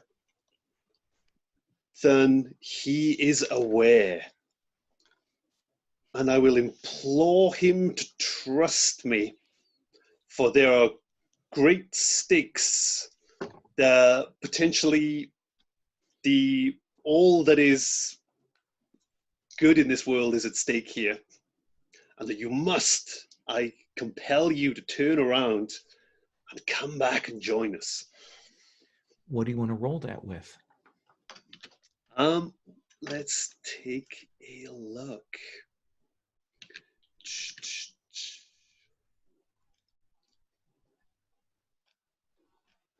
So I guess metal seems appropriate. Okay, let's have you roll. Okay, here we go. Ooh, better than last time. So I think that's a 9. It's a 9. So you have a choice now that rests on your shoulders, Sharon. You can deny, and you'd have to mark one of your elements. You choose which one. Or you can accept and stop, and you get an XP. I'm going to accept and stop. Okay, so you stops you. It's been years since you've seen your mother, but and there it's too late now. She's gone. Okay, get to mark an XP, and the two of you will gather yourselves together, and we'll come back to you maybe moving into town or looking at the scene in just a second here. Crescent Moon, you put up this barrier. It holds for just a bit, but you will hear the sort of the ripping sound behind you as Tian definitively does something.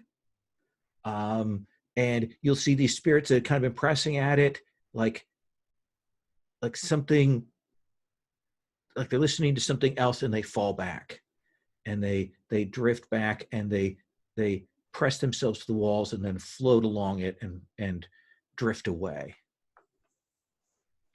And you'll turn around and you can see this other ghost is fleeing, mouthful of hair, and there's this woman whose hair has been shorn there, and Tian. What do you do, Crescent Moon? With the spirits routed for the time being, I will rush to Tian and to the woman.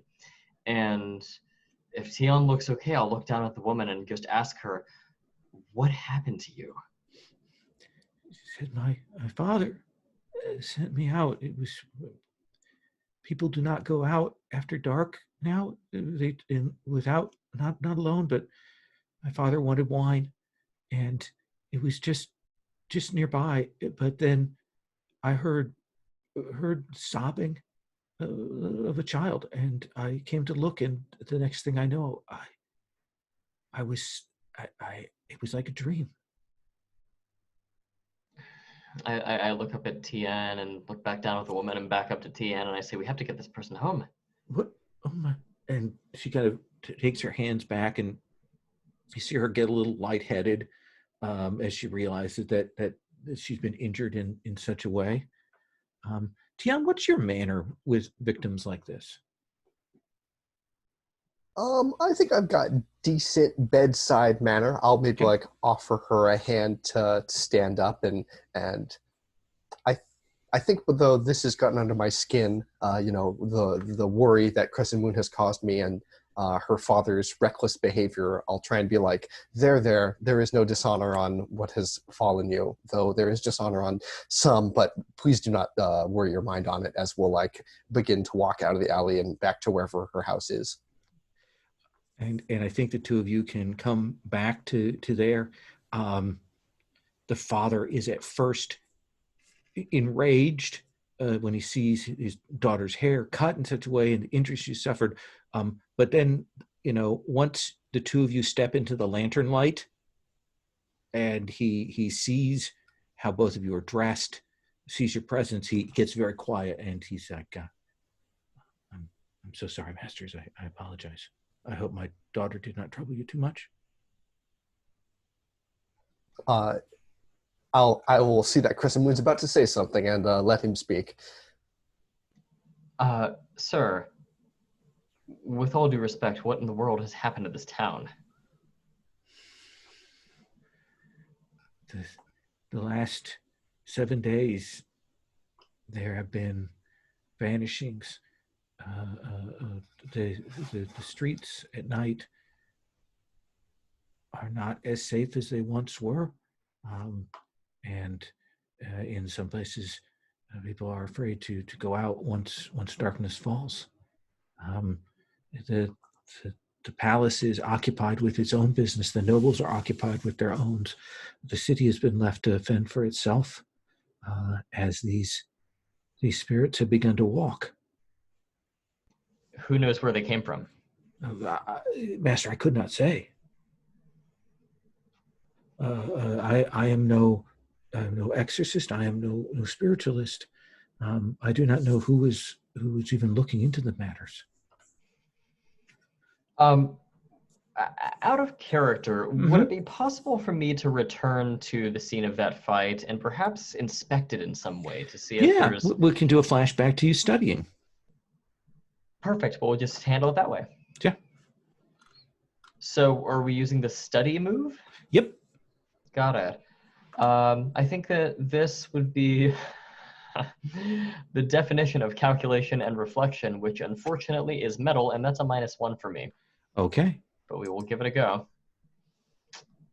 It's my undoing. 7 minus 1 is 6. Now, here's a chance where if you're consulting with your associate, where they could help you if they wanted to, just to engage the mechanics. If you're perhaps consulting with Tian, I don't know how well you get along. Would you do that, Tian? Yeah, maybe we're talking about it over tea that this family provides for us before we go on our way to the palace or whatever, and I say things I saw as well. Then you roll comfort and support. On a hit, you're going to give Crescent Moon a +1. Okay, here come the dice. Oh, I need to declare, for comfort and support, do I declare what element I roll with as well? Let's see. I think I'll roll Earth, caution, focus, presence of what I've noticed. It's a +1 for me, and that is a 9 in total. Okay, so essentially you kind of create a bond that's immediately burnt to push it up to a 7. So you get 1 hold, Crescent Moon, for the study move. You can ask a question about the situation, about a person. You can make a declaration of something you know about the situation. Let's see.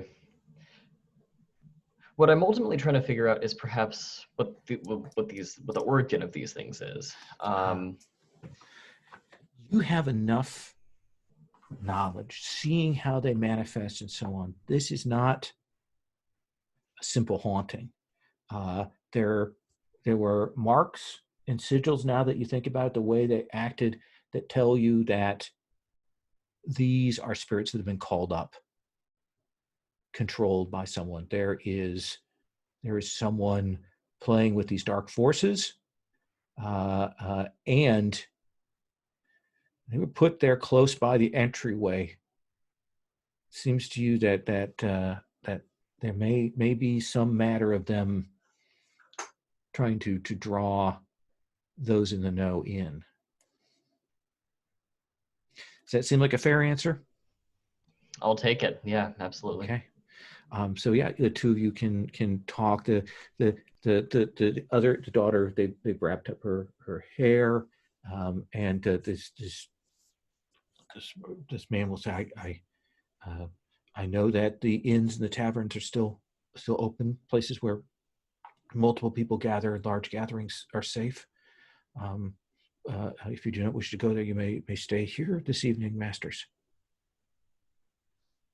We would not wish to impose any further.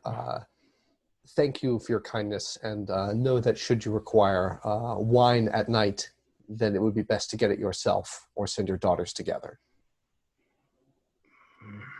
He takes your comment, and he nods and bows fully to acknowledge the improper nature of his actions.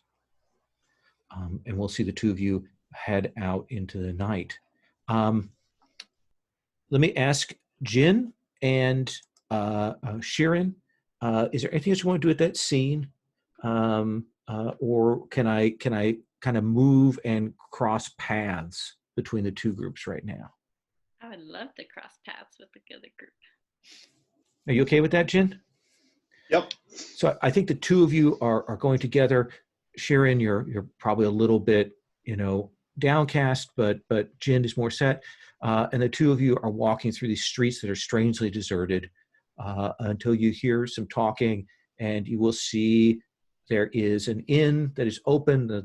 Like they've got more lanterns than they ought to. Like they've got them out to illuminate the street here very much. And as the two of you kind of come out of this street to see this, you will see coming the other way, also clearly heading to this place to figure out what to do next, you will see Tian and Crescent Moon.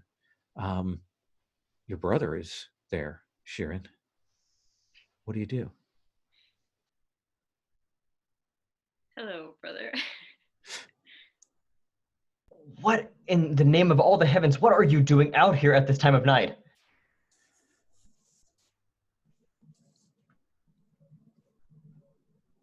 I could look at Jin, like, is he for real?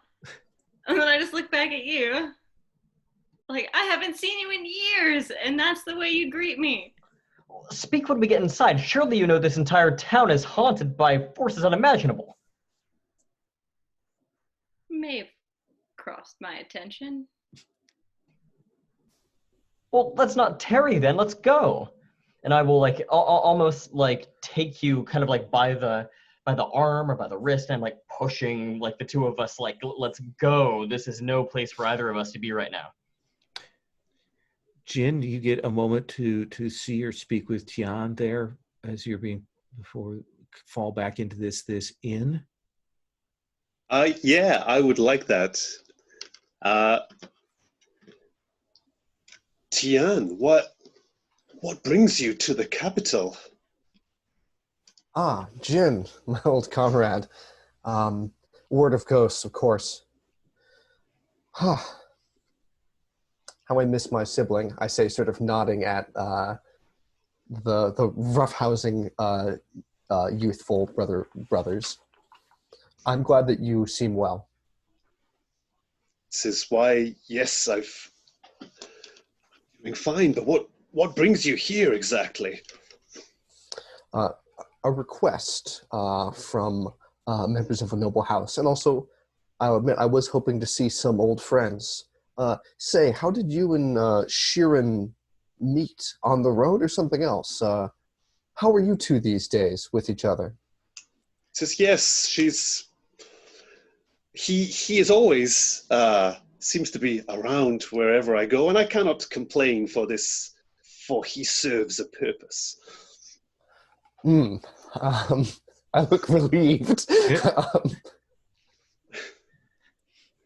Well, let us retire unless you have other words to say. Can we join you in your travels? I would like to join. Yeah, it sounds our purposes are aligned. Matters of the supernatural always bring those of our status together. And the tavern owner has come and said, gentlemen, please come upstairs. We have a table for you. You kind of move through. You see there are other groups of travelers here who are very subdued.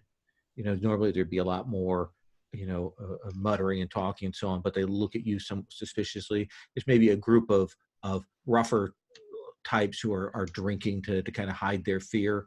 But the four of you will be brought to a table, and the tavern will say, I can have rooms prepared for you. And I will take care of things.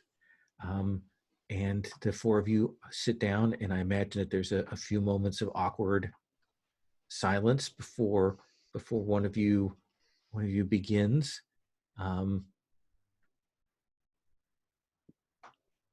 So there it is. It's been a while. So it has. And I'm kind of avoiding eye contact and inwardly feeling a bit sheepish about the outburst emotionally back out in the front. So it has. It's good to see you again, and I'll look over to Jin and say, and you, I don't believe I have met before. Is that right? Says I have heard of you. Your reputation precedes you.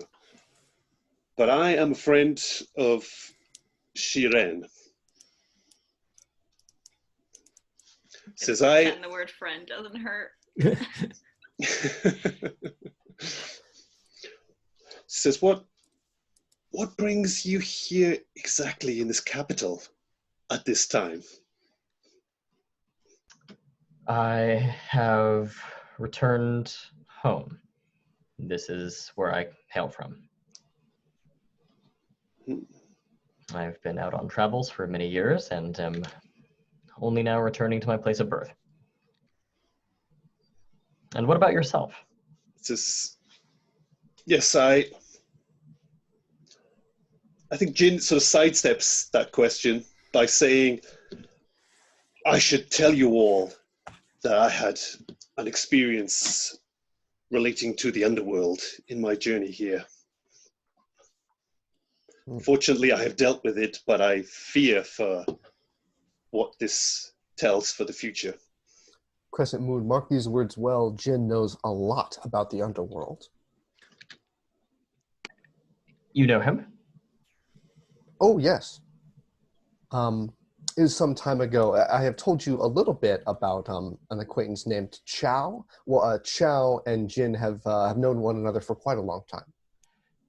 Is that so? I say, turning back to Jin.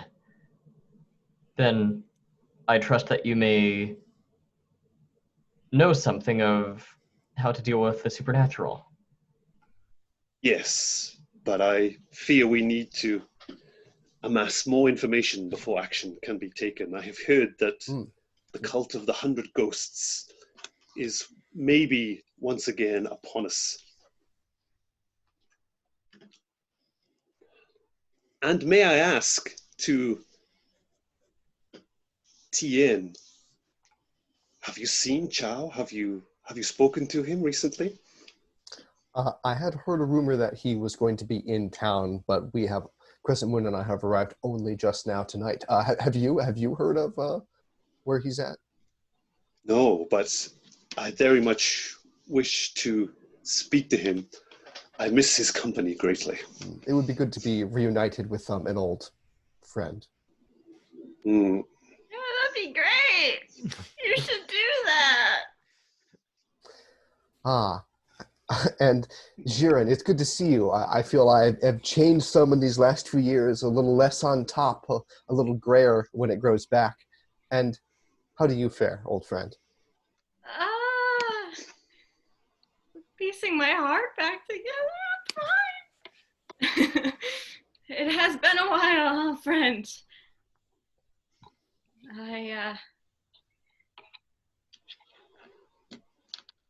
What was the question? It was just some small talk. Okay. I like the idea that people do trail off in these conversations, just uncertain what to say about these things. Mm-hmm. I, for one, am very emotionally repressed. So, avoidant if at all possible. Let's assume that you will eat, rest. There's some sharing, I would guess, of some of the phenomena that you saw this evening. And suspicions, those details are passed around. And you will rest for the evening. Let's take 5. And when we come back, we'll kind of do the once around on where people are going and what they're looking into and all of that stuff. Does that sound reasonable? Okay, take 5. Sorry, I didn't want to interrupt. No, that's good. I just thought of it 30 seconds ago. Oh, no. For those of you at home, you have missed 2 moments here because I'm an idiot. So we will go on. Yeah, you will be able to get a hold of some of that power. It will kind of wash over you, and it does clear your water element, and you can tell that it is deep, dark, and the water is flowing down below. I'm finally regaining feeling in my toes from when I was frozen the other night, and I will mark this location in my mind and return to the inn. Okay. Let's come to Sheeran. Sheeran, what are you doing? Is there somebody you want to talk to? Is there anything you want to do? Got your family? Got some loved ones around? Everyone thinks I'm dead. Yes, there is that problem. My hands feel rather tied in this particular part. But you're disguised. No one would recognize you. True. I could do some snooping around the city to see what I can see. Absolutely. We can do just a good straight study roll if you want. Yeah, let's do that. Okay. What do you want to roll study with? Let's see. I still have wood. Yeah. Let's do that. 3. So it's a 4. That is a 4. Now, you've got some options here. You've certainly got a couple bonds you could burn, push it up. And then you also have this other resource that you might turn to, your curse. Aha! Because for each segment of that clock, of a 4-segment clock that you fill, you can get +1 on a roll. So you could take 3 segments, bump that up, and get to that 7 right away. Let's do it. Just go all in. Absolutely. So 3 ticks on that clock. You got it. I'll just note that down for myself. I'll draw a little circle, fill those in. So that gets you 7. So you can ask a question about a person, a question about a situation, or you can just tell me what's going on. Question about the situation or a person. This would have worked a lot better if I went studying with an idea. Mm-hmm. Do you want to sit on it and let me go to Jin and then come back? Let's do that. Okay, sounds plan. Jin, what do you want to do? So Jin has 2 things that he really wants to do. The most important one, of course, is to check out Xiao and how he is doing. But also maybe in the background, Jin would like to intimidate some street urchins and maybe offer them a reward as well if they do it, to keep pegs on Crescent Moon. So you would like to hire some street urchins to follow Crescent Moon. That's what you're saying. Exactly. Okay. Yeah. Let's have you roll and see how well that goes. Who do you Probably wanna not roll that well. with? Let's take a look. Mm, mm, mm, mm.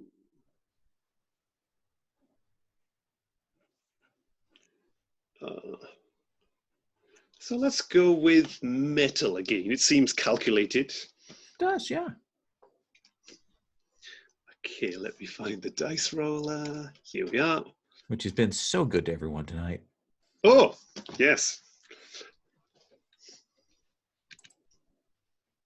Whoa. Is that boxcars? Yes. So we will catch up with some street urchins. You've been in the city before, and so you kind of know that. And you will talk with them, and they'll be like, okay, yeah. And they will set off. And we'll probably flash back to all of Crescent Moon's scenes, and we see the little figures now in the background, poking their heads around things and listening in and so on, and then reporting back to you on that. So let's say that's in play. So you kind of have a sense of where Crescent Moon has gone and so on. But you wanted to go see Chow? Yes. Very much so. You arrive at his household, and you can see that unlike a lot of the households around here, it's actually has a more celebratory set of things up, lanterns and so on. You will arrive, and are you going to go? How do you wait to find Chow? Do you just barge in? What does that look like to their estate? So I think Jin is going to bring a present. I guess flowers would be appropriate. Sure. And inquire. Suddenly, I think Jin is going to be quite polite and pleasant. And do you think the door person here? You've been here before. Do they know you? I guess so. And they will be Master Jin. It has been some time since you have been here. Why, yes, my man. If you could just do me the slightest favor of getting the attention of Chow, who I've missed so dearly all this time. Oh, well, I would love to experience our friendship once again. Absolutely. We were glad that you were able to come. Please come in. And they'll gesture for you to come inside, and you will see there's lots of people, setting things up and so on. And you will see this doorman comes up, and it's a good 10, 15 minutes. And you see Chow comes out, and they look a little kind of crestfallen and embarrassed. Chow, it's so good to see you, my friend. I have brought you some flowers from a far-off land. Perhaps it can help you to celebrate some magnificent occasion that is clearly going on here. I'm so happy. I see that is how we are going to handle this. Why, yes, I'm so happy to see you. Of course, what is the good news for these lanterns that I see outside? You want me to say it, don't you? This is my Chow. I hope I've not offended you in any way. Well, I assume you've come here for my wedding. Could I please have you roll inner conflict? Of course. Here we go. The usual. I didn't say a stat. So you declare your element and then re-roll. Okay. What do you want to roll it with? What are the emotional ones? Fire is passion. Okay, let's do it.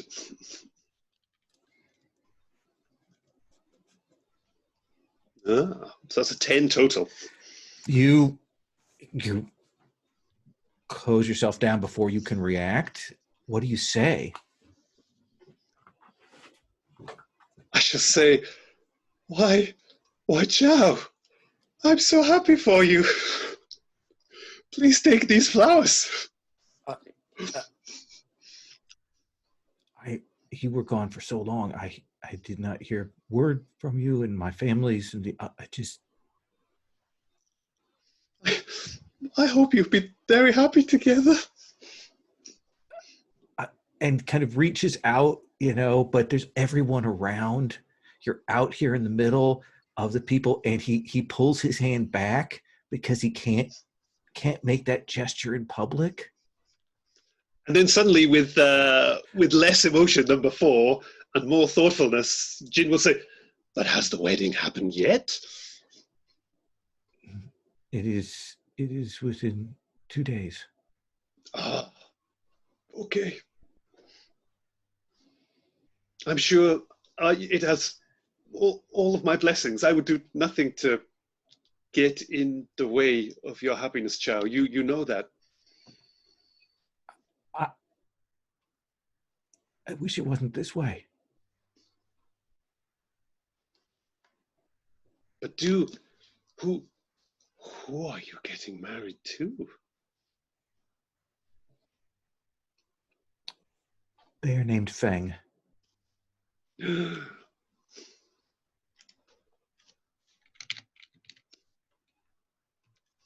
How did this come to be? The families, things have happened, and... Do you love this person, Chow? Is this some sort of arrangement that you're forced to go through? You cannot ask me that. You cannot ask me that here. I'm so sorry, Chow. I've crossed the line. You should go. I will. Enjoy these flowers. They have traveled far to be with you. Please think of me when you see them. And you turn and walk away. The camera stays on you as you walk, but we can see him in the background, going out of focus as he's holding those flowers. Maybe his arms kind of fall to the side, holding the bouquet. But you keep yourself together until you're well outside of the estate. Let's come back to Jiren. You were going to ask a question? Yes, and actually now this works great. I remember Jin asking me about a Feng when we first met, and me being a very jealous person wants to know who this person is to Jin. So I want to find out more information about Feng. So one of the things is that clearly, because you don't know who Feng is, what that suggests is that you weren't aware that your brother tried to kill himself for the love of this person. That would make sense. And I think that as you ask around and get the name, and we'll assume there's a family name there, you will hear about this person, Feng, who was involved with your brother, who they had to break it off. It's, some people say it was the family, some say it was them.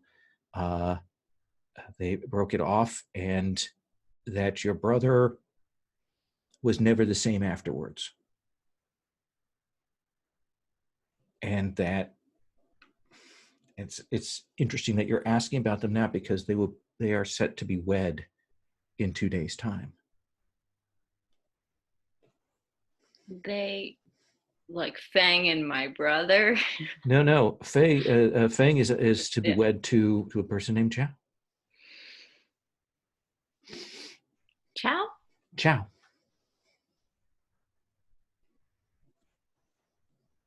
Feng and Chow.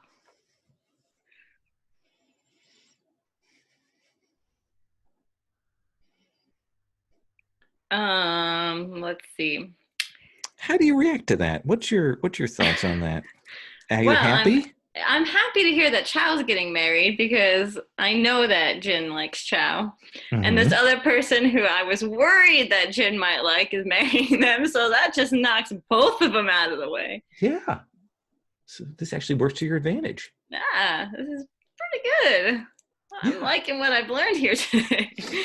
I'm a little concerned about the news with my brother. This whole never the same business. He did seem a little odd when I saw him again.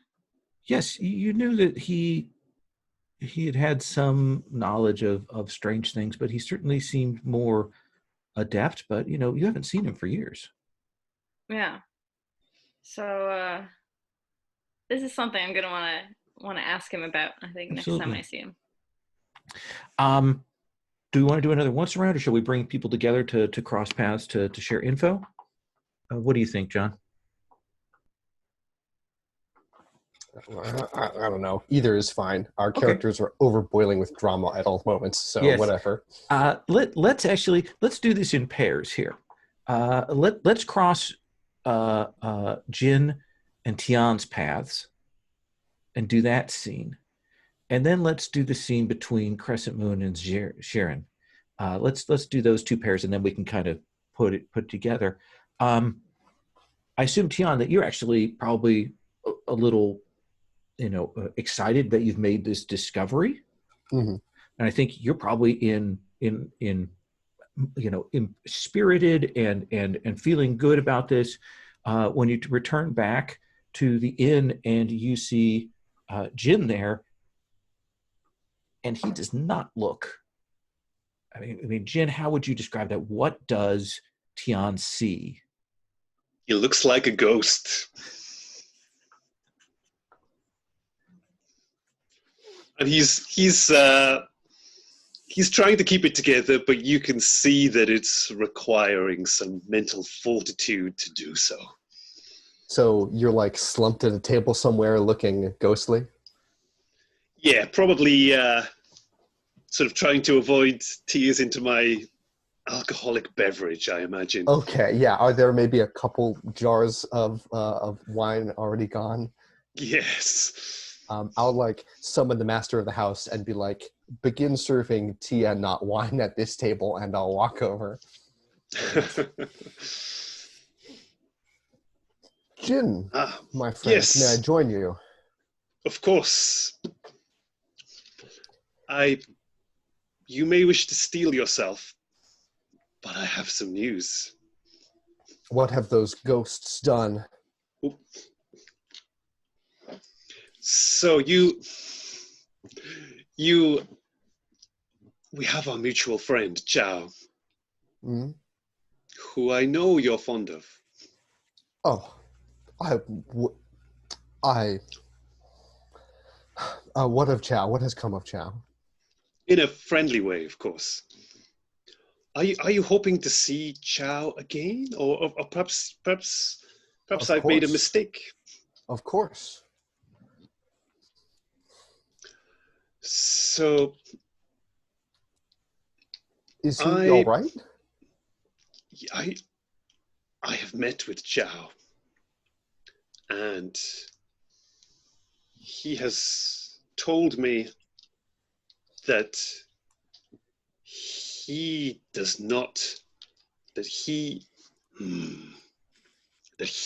is in love with a person called Fang, and they will be wed shortly. So I think perhaps you should avoid Chao in the near future. Tian, may I have you roll inner conflict? This makes sense. You roll with an element, right? Yep. And you get to mark XP when you roll with that.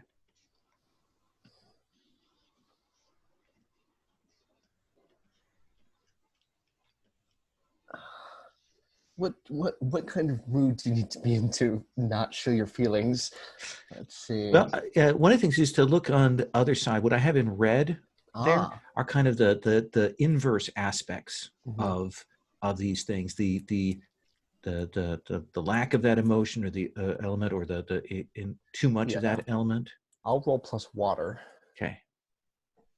That's an 8, no modifier. So you can flee, kind of showing your emotions there, or you can hold yourself together and mark water.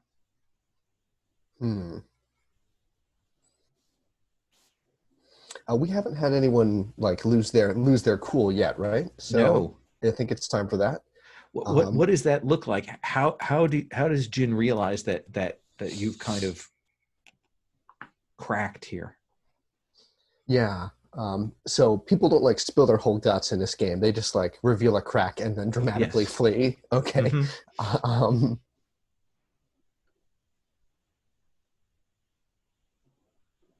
Mm-hmm. Yeah. So I think I'll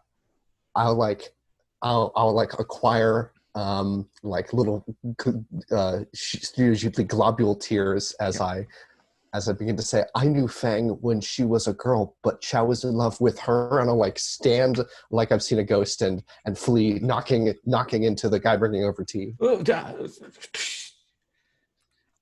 And it will certainly speak volumes to you, Jin, of just how much Tian feels about this, confirming your worst suspicions. And we'll come back to you. We'll bring people back together in a bit. Crescent Moon, where would your brother find you? Where would you cross paths with your brother, you think? I think that I would be just about to reach my family's home after meeting with my master and ascertaining that these spirits are coming from, the cult of 100 ghosts, and I need to interrogate a spirit and so forth. I would then go toward my family home, and I think that might be where we cross paths. Yeah, maybe Sharon nearby, maybe watching, and you will see them, and you can meet. Certainly out of sight of the people in the household, but you have much to say to Crescent Moon, don't you, Sharon? Oh yeah. What do you say? So I think Sharon has never really been well-mannered. That's why he didn't make it very far in court. He's very direct. He's just going to go right up to him and be like, brother? Sharon? Who's Feng? My heart stops for a moment. I subtly grip my quarterstaff a bit tighter, and I say, Feng. Well, I haven't heard that name in years. What about Feng? Feng meant something to you, didn't she? I'll look to the side, immediately breaking eye contact. Sharon, that was in the past, and it does not concern you. Now, what about Feng? What happened with Feng?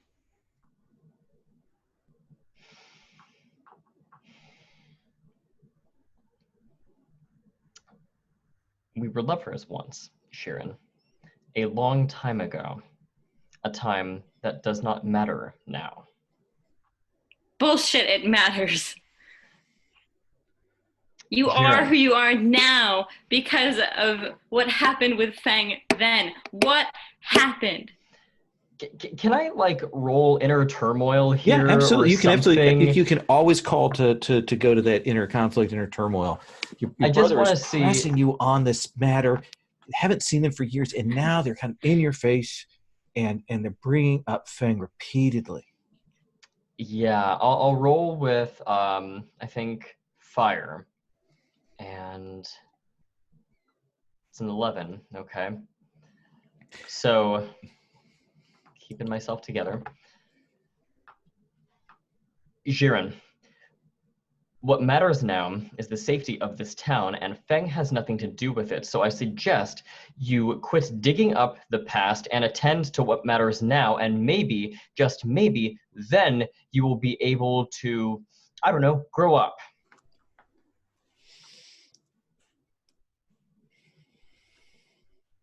All right. Fine. So then tell me, Crescent Moon, what matters now?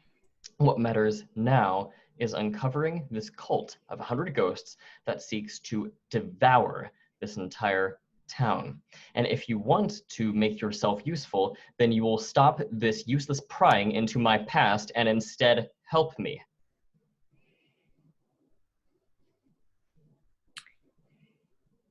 I'm trying to help you. How am I supposed to help you if you won't even be honest with me? Perhaps when you have earned the right to know more, then I will tell you of my past. But as it stands, here is something useful that you can do for me. Tonight, I am going to hunt a spirit. I want you to come with me. I want you to help me incapacitate this spirit so that we might learn of its origin and find out where the cultist that has taken its, that has sunk its claws into this town is, so then we can go and defeat him. Fine. And if you do this, then maybe I will tell you about Feng. Fine. I will help you. Very well. Now, if you'll excuse me, and I will kind of turn and go towards my family's house, and I will say, you're welcome to join me in meeting with our family if you have the bravery. Don't make me laugh. Walk away. Very dramatic flourish as I turn around. As I expected, I say, also dramatically turning away. Shots of both, reverse shots of walking away there. Tian, your heart hurt. Where do you flee to? You are muted. My life is muted. I think I either flee to where I know Chow lives, or maybe to where Fang lives, because she's actually a friend. And so I can, yeah, that's probably the more sensible move. Yes. One of those two locations. You will go to let's say Feng's household. We haven't seen it. It's a smaller household. It's in that same area there. It is, nice, but maybe not as upscale. And when you arrive there, they know you as a person who helped Feng in a time of turmoil. They don't have any sense of your things, and the father of the family will come and will greet you, Master Tian. Yeah, it's so good that you could come, that you could make it. Yes, thank you. It is a pleasure to be here. I had no sense that the invitations had been able to find you. We had heard no word of you for years. It is good fortune alone that has brought me here. Is Fang in, or shall I call again later? Please take my card. This is where I am staying. No, come in. She is here. She will be pleased to see you, and she will be very pleased to know that you were able to arrive. Hold on, and he makes sure the servant takes you and sits you down, and after a little bit, you will see Feng comes in, and she sees you, and she's Tian, it is so good to see you. She's genuinely pleased. She sits. How are you? Are you well? You look well. Yes, I am well in body and mind, and perhaps even spirit. Good. I'm so glad for you. I appreciate that. My only regret is that this joyful occasion happens when there is such sorrow in the streets of our city. I'm traveling with a group of spirit wrangling folk, including our friend Crescent Moon, in order to take care of the Ghost Menace. And I watched her reaction carefully from mentioning Crescent Moon. She definitely looks disappointed. She definitely looks hurt that you brought this up.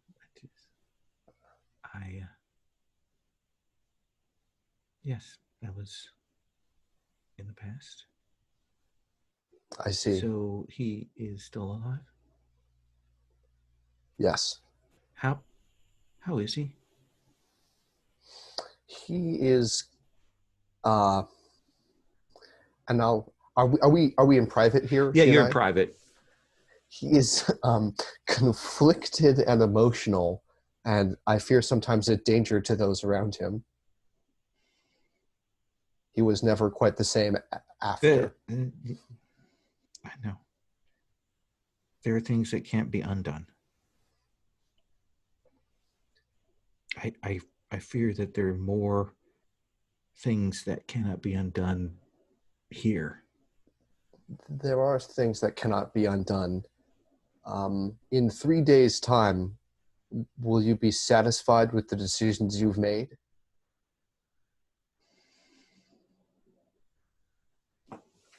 What I do for my family.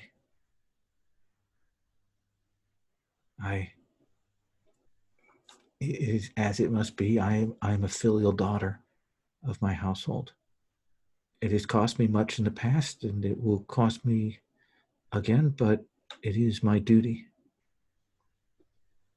Truly, Fang, you are my friend, and I see what a good daughter you are, and though there are parts of it that I have my own reasons to not be the happiest, but I will be the happiest for you. This must be right.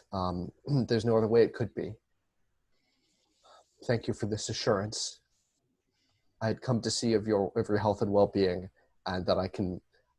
Should I still be around in 2 days, You must come. You must. I would be glad to attend your wedding.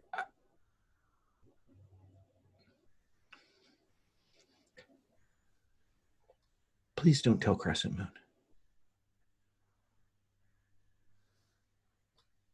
I promise I will not tell Crescent Moon of the wedding. Perhaps it would be best for you both. It is as it must be. Let's cut from there. Jin, do we want to have you cross paths with Sheeran, or do you have something else you want to do? I think either of those could be fine. So Jin is sort of preoccupied, of course, with the wedding, I think primarily, but also to some extent is, I think Jin at this moment is, I guess, Jin is torn because the wedding will keep Fang away from Crescent Moon. Yeah. And will complete my duty to my master. But I think that's not quite good enough for Jin. I think Jin cares about himself. Mm-hmm. Jin would like to find a way to make this wedding not happen. Ooh. So how do you want to go about that? Perhaps I could speak to Shiren and perhaps maybe persuade him to help me in some way, perhaps. Mm-hmm. Sheeran, you're still kind of angry after your encounter with your brother.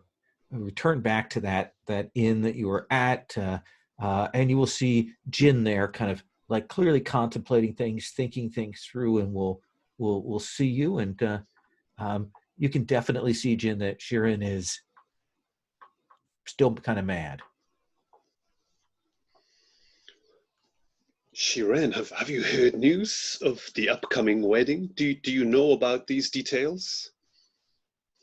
Yeah, I may have heard something.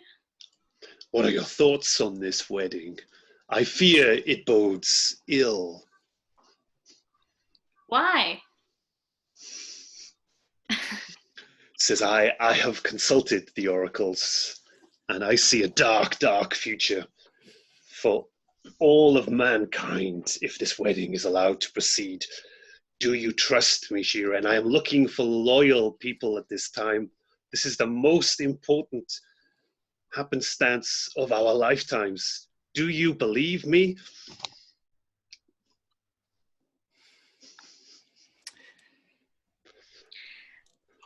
Sharon wants to trust Jin because he loves Jin, but also suspects this is just Jin trying to stop the wedding.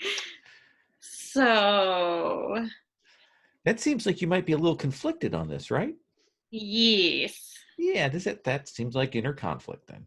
All right, then.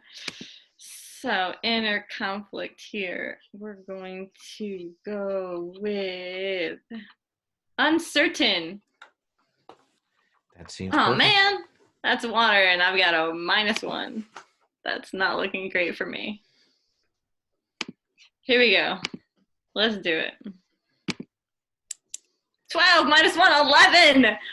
Who gets away with that? What do you think is the right thing to do? Because you can, I think that's the option you need to lean to. The selfish one is going along with him or not going along with him to do this. So, yeah, maybe if he's saying this and he's certain, you may have to put your hopes aside to make sure the world is safe. We are supposed to act in the greater good now, aren't we? Yeah. Fine. What do you need me to do? And Jin will say, if you help me with this, then I will offer you a favor in return. Anything.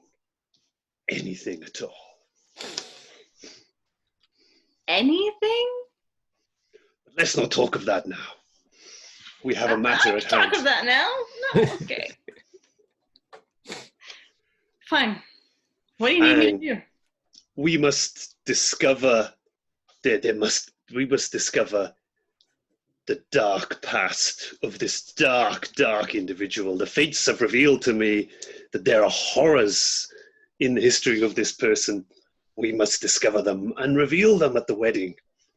This is the most important thing in all of our lifetime. So Are you we'll with me? reveal the dark horrors of Chow. Well, says I don't think I've not seen such things. If you find something, then if it stops the wedding, I suppose that could be helpful. But just this dark shadows circle this Fang character. You will see what I mean when you meet them, I am sure. We must discover what they are. Or maybe if we can't find any, maybe even create some.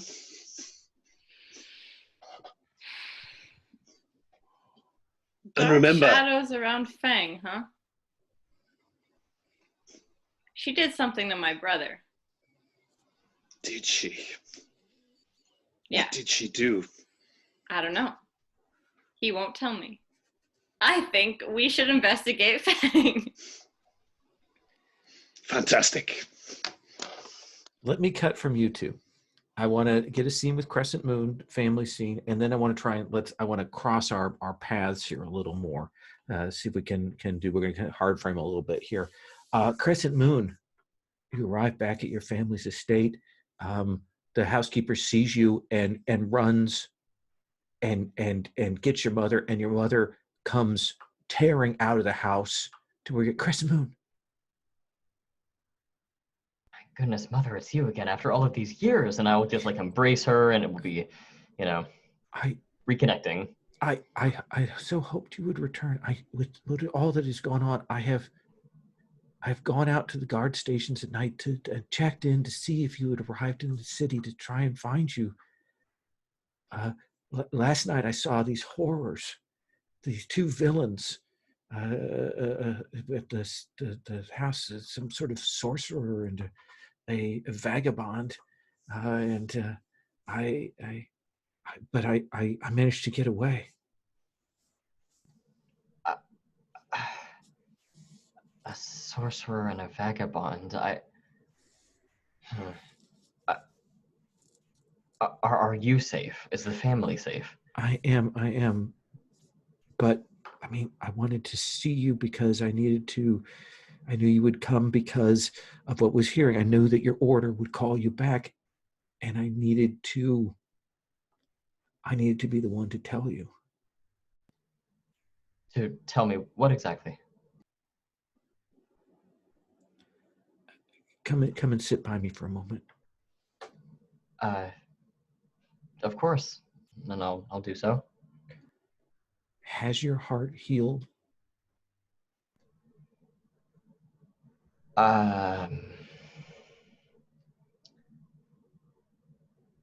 Yes, it hasn't, but I'm glad to hear that. Feng is to be wed in 2 days' time.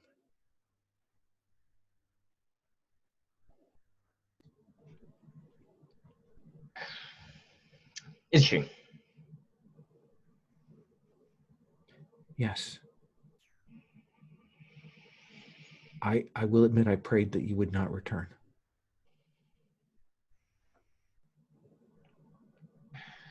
I see. Well, perhaps with any luck, I will have resolved whatever it is that is plaguing this town, and will have made my way off to wherever fate carries me within 2 days. You will stay here?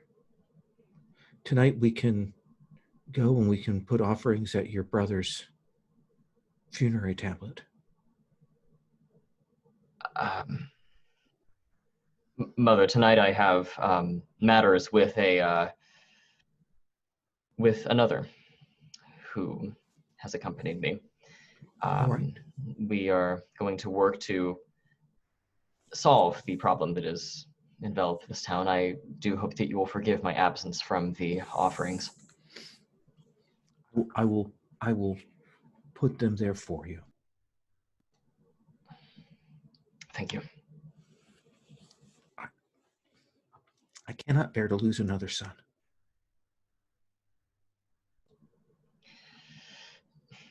We never listened to what your brother Sharon wanted, and we drove him away. I would do anything to have him back, but we lost that chance years ago.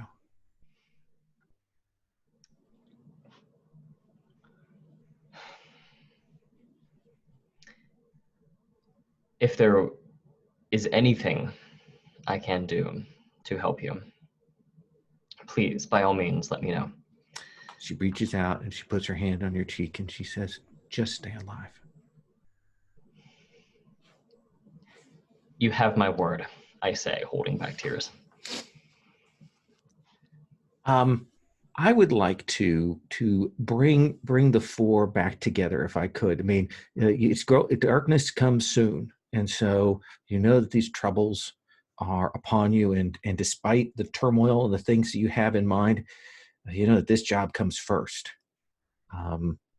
So I would like to see the four of you meeting back up to share information as night is beginning to fall. You meet at the tavern there. I know that perhaps Sharon and Jin are maybe a little more holding together. They have plans. They have a way to help things out. Tian, when you return, what is the mood that they read off of you? I would say sadly resolved. I'm eager for this task tonight because it will allow me to set aside my big emotions from the day and just fight some spooky ghosts. Excellent. And Crescent Moon, how do you appear to the others? Repressed. I normally have a kind face that hides these sort of, darkened, eyes that are hiding something. And now it's very clear from my body language that I am tense, that I am irritable that I am in no mood to be made small conversation with. And I think you can share your information. Tian has learned of a power source, a center of this magic, and Crescent Moon has a means, a process to perhaps uncover a way to discover weakness, to discover a bane for this sorcerer. Where are we exactly? Let's assume that you're at the tavern, probably off, in a quiet corner by yourselves. All right. For my part, as soon as everybody, is settling down, I will kind of rush into the room, very flustered, and sort of throw my staff against a wall with a loud kind of smacking, cracking noise as it hits, and I will sink into a chair and immediately get down to brass tacks with everyone, and I will say, friends, tonight we have to find a spirit, we have to interrogate it, and from then on, from there on, we will find the source of this, and we will end this tonight. I cannot wait more than I must have this finished tonight. I cannot wait any longer. And I will just sit there looking almost wild with anger or sadness or something, looking at everybody else. I survey the room and see all these people that I have awkward business I don't want to talk about with, and I'll stand slightly closer to Xian and say, a source you say, and blah, blah, blah, here's the information I discovered.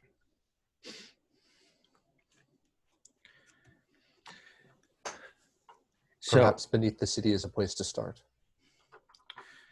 So I think the first step here is we're going to have a Crescent Moon.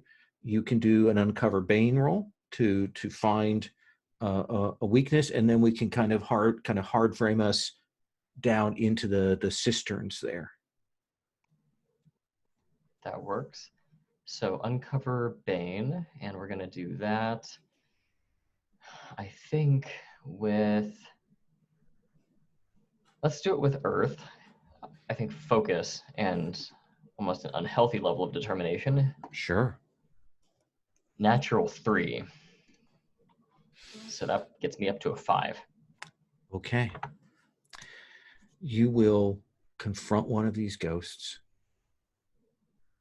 and you will you will get it to confirm what Tian has found, that their master is in the cisterns down below and has a ritual that it has been working on carrying off that will come to fruition soon. And you will find that it says, but my master cannot be harmed by you.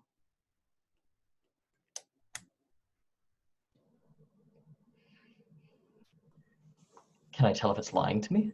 Oh, no, it isn't. Because you, if you wish to harm it, you must sacrifice one that you love. And who is this? I do not know who you love. Can I, for dramatic purposes, Sure, just destroy this spirit? absolutely. Just rend it asunder with my hands?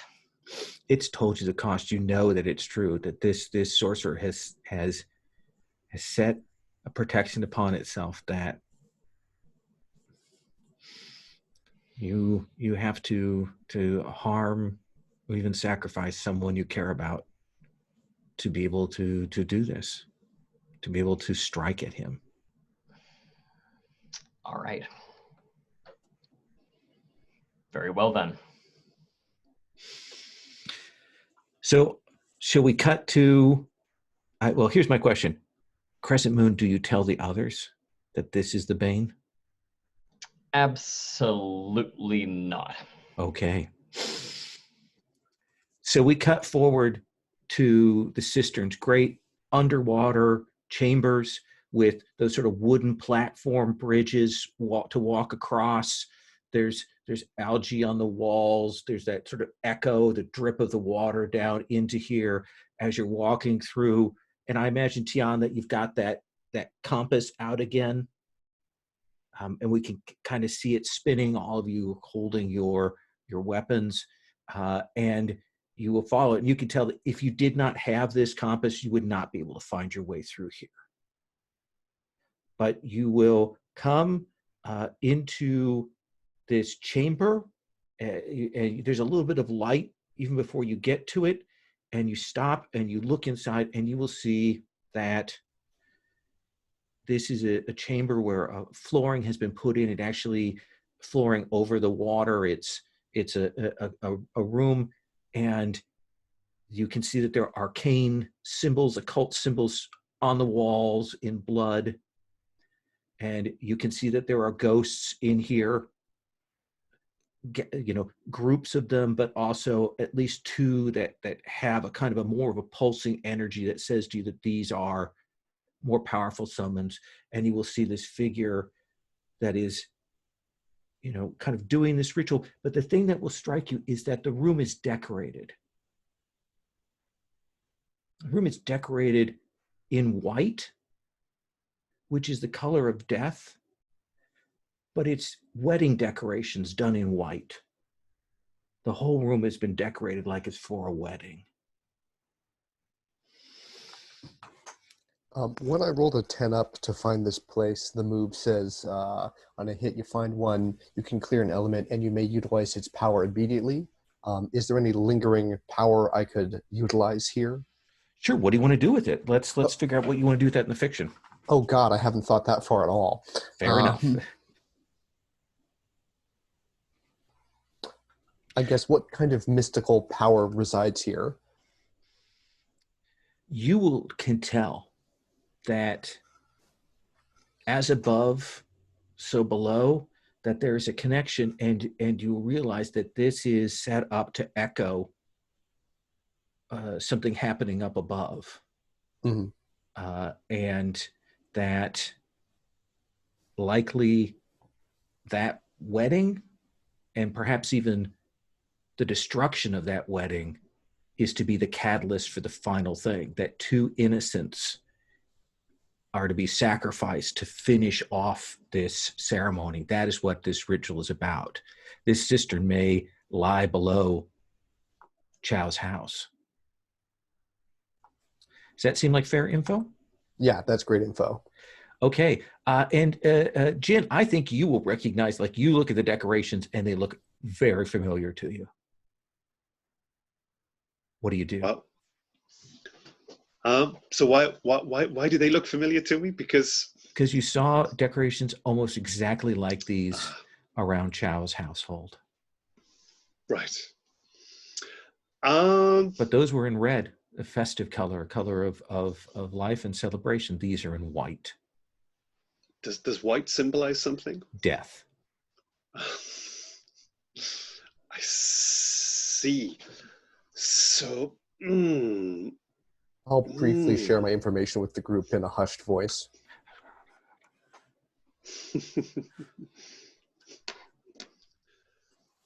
So I think maybe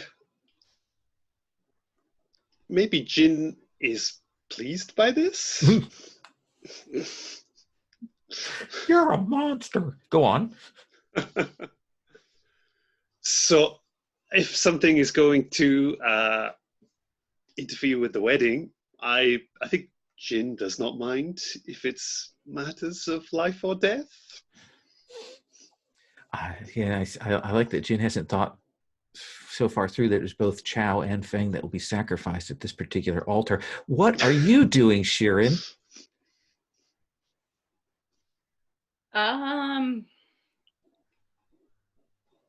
That's a good question. Yeah. At this particular moment, I'm confused why Jin is police. Let's see. Do you want to roll? You have a move actually for this. I was just gonna say, can I read the room with my? Yeah, because it'll give you a bonus. Move? Yeah, let's have you roll your Eerie Moon Evil Star move, and that. Then we'll come to Crescent Moon. So do I roll that with an element as well? Yep. Yeah. Which one do you want to roll with? We'll roll with good old curiosity. Wood. Okay. 3, 4. What is it that you do that alerts all of these things to your presence? Damn it, Sharon. I feel like in a very anime style, I like hit that one decoration that just like knocks down just like half of the stuff. Like that Comes one down, banner that just ends up pulling down everything. comes crashing down. You will see these legion of ghosts turn, these two spectral warrior figures turn, and this masked necromancer turns to face you and is like, heroes. Crescent Moon. The room has been alerted to your presence. There is that sorcerer. There are worthy foes beside it, and a host of ghosts. What do you want to do? All right. What's everybody's position relative to all these ghosts and all of these? I imagine that we kind of see the room out ahead of you, that the ghosts are kind of spread around. Let's imagine like a circular kind of room, that the ghosts are kind of spread around the edges. Towards the center of the room is that necromancer and his two servants. Imagine that you're down at this end. There's a kind of a doorway that leads off to the rest of the cisterns, and that the four of you are arrayed there. Got it. And was, just to clarify, was I given the information that this is sort of a situation where, like, up at the, like the wedding, like that's what we need to focus on, not here? The intent of this whole thing is to when the wedding happens, for them to use their magics to probably kill everybody at the wedding and use that as a sacrifice to power the final ritual. But you've arrived a couple days before that's to happen. Got it. So we'll deal with this here, is my thinking. Yeah. So if Sharon, in typical fashion for my brother, has blundered about and alerted them to everyone's position, I will just a little blundery. Yeah. You know, I will just growl with a certain amount of like inward, again, repressed anger. This is building at this point, and I will step forward with my staff, you know, at my side. And I will say, listen, necromancer, I'm the one you should be afraid of. No one else. You and me. Well, then I have my troops kill all of your friends, and you can come and dance with me. By all means, send your troops. And he gestures, and the legion of ghosts will, and like a spectral force come running forward, those two warriors following behind. So let's figure out what people are doing here. Let's get kind of declarations, and we can kind of frame up the scene here. These forces are coming forward. They've been alerted. Tian, you can see there are two foes that look extra dangerous. Both look like Wulin warriors, maybe sacrificed, maybe part of these 100 ghosts brought back and fed with the blood of innocence. And then there are just this swarm of ghosts, and the necromancer is in the center. Crescent Moon has certainly drawn his attention. What do you want to do, Jin? I don't have any special moves for dealing with troops. I know everyone can deal with troops, so I'm going to choose one of these two Wulin warriors. Okay. Hopefully someone with like a outrageous like chain or something. Oh yeah, he's got one of those big chains with the great big ball on the end of it that he lifts up. It has the spikes on it, and he's rising that up. You will leap forward to engage that foe. Tian goes like that. Jin, what are you doing? So Jin begrudgingly accepts that this necromancer should probably be dealt with, but all the while he's considering an opportunistic angle of, if the necromancer wasn't killed and maybe he could speak to him later, that wouldn't be the worst thing in the world. But as Fair for enough. now, he Yes. very much sees the troops in the way and as a barrier, and wishes to unleash the full force of his dark magics upon them. Absolutely. So you will move up. We'll see you go to take care of the ghosts. What are you doing, Sharon? We've got this other Wulin ghost, and we've got the necromancer. Who do you want to engage with? I want to go to the necromancer to help my brother. Okay. All right. So you And will... I'm picking up like whatever I can find from the decorations. Like there must have been stuff holding the stuff up. So I'm like, yeah, this will work and this will work. Absolutely. Like, let's say, imagine needles or things like that, and you grab those. So Crescent Moon, you see your brother look to you like, we're going to get him, and charges forward past to engage. Crescent Moon. Yes, your brother is going up there to help you. What are you doing? You engaging the necromancer? Yes. Okay. So we'll see the dance. The two of you go up to engage. We've got one of these Wulin who is free. That is a potential consequence for bad rolls. So let's start with Tian. We see you leap up. This figure starts swinging this thing around, and you go to engage. This foe is on your scale. Let's have you roll. I roll plus metal.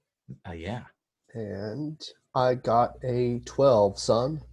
So he swings around. The first couple of swings of this thing, you have to kind of roll and dodge. Again, your style is metal, so you count and you calculate when it comes past. Put you off balance for a second. Tell me how you use your calculation to destroy this thing, to destroy this ghost. I think I do like an elaborate slow motion spinning kick between the coils of the chain as it goes, and slash its spectral fingers off so it drops its weapon, and I force it to the ground and banish it with a sigil. Okay, knocked down, and then there's that, and it lands, and it does that scream out, and then whoof, there's just it's this green mist that is gone, and that sigil will float to the ground. Even as around you, there's these other ghosts kind of swarming in, but Jin, you step up, and you are going to deal with troops. Let's have you roll. Okay.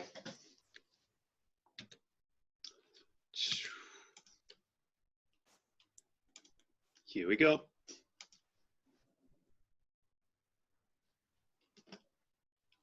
What do you got?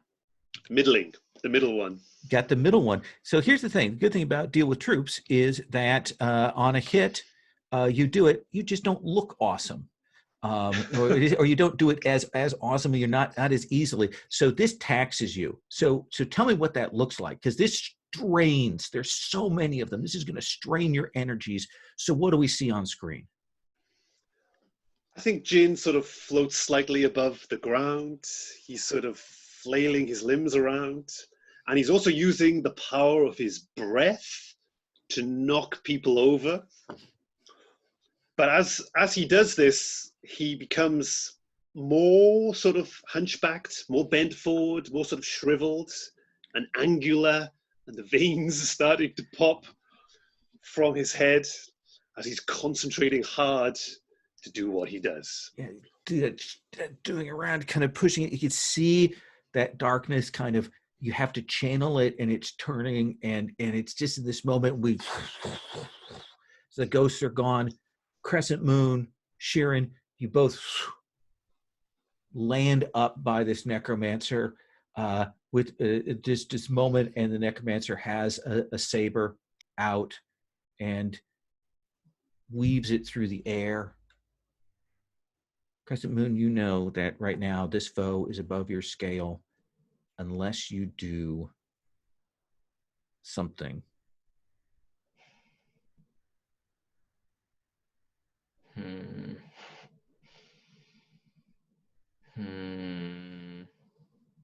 Unless I harm someone I love. Yes.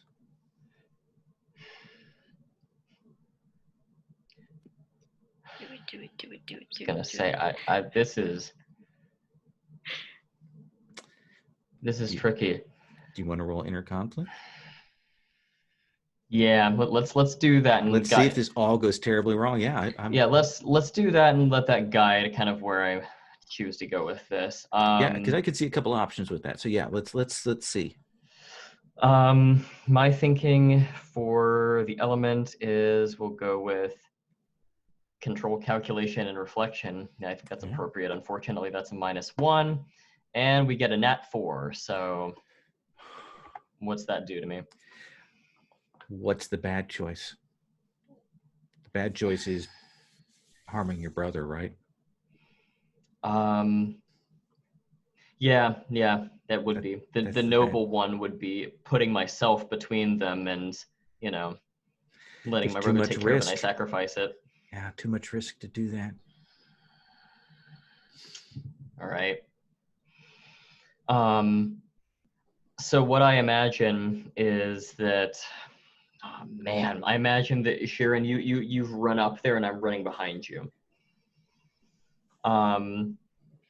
And I guess what I will try to do is to,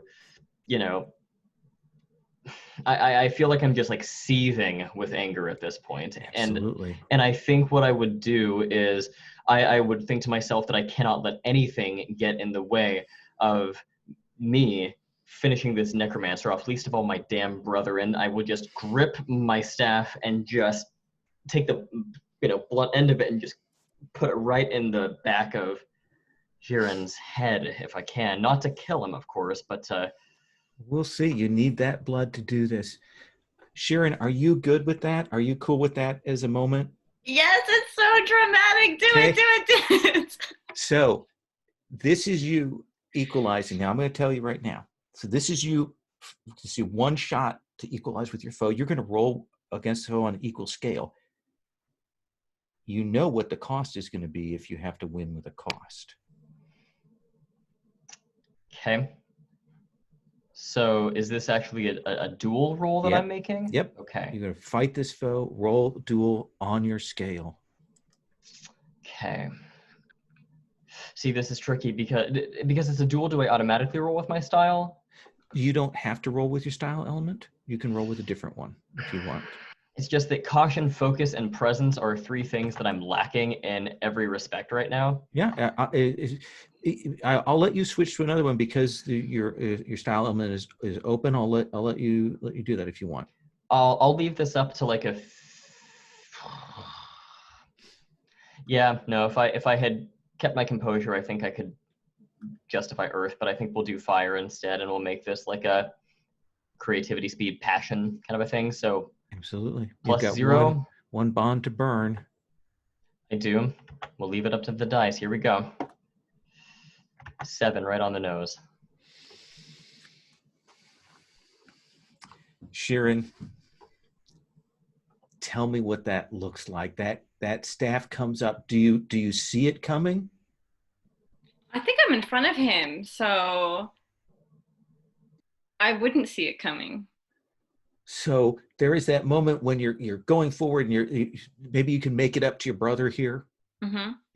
You've got these improvised weapons. You're just on this thing, and then suddenly, and the world goes black, and you crumple to the ground, and you look up and you see the bloodied end of your brother's staff, coated with your blood, smash into this necromancer whose eyes go wide, and the necromancer looks and you hit him and he realizes what you've done, Crescent Moon, and he smiles as he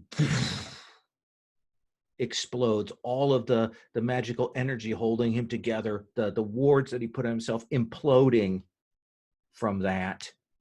And with that, the ghosts will, the last of them that are kind of pressing in will vanish.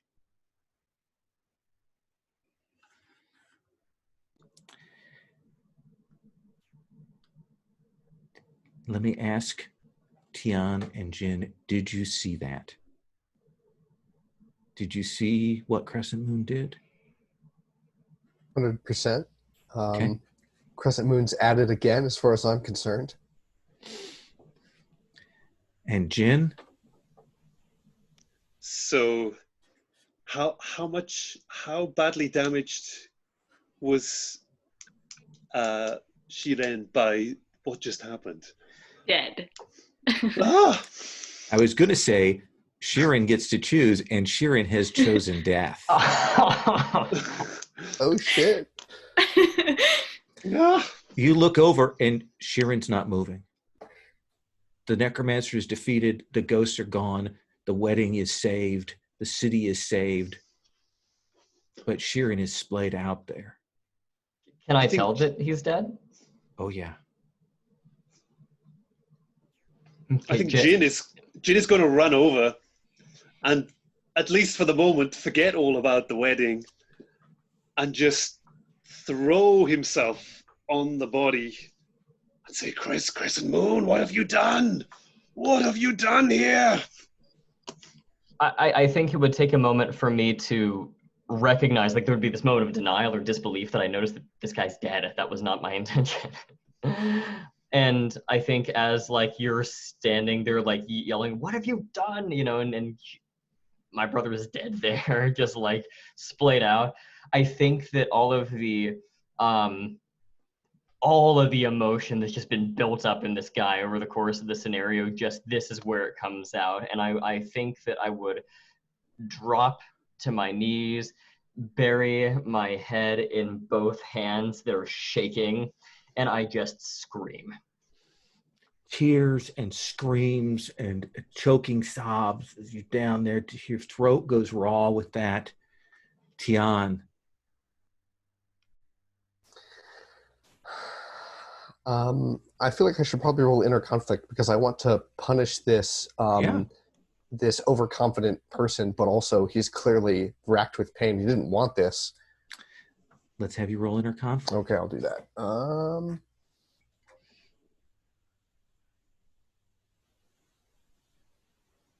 I'm going to roll plus wood. Okay. Angry.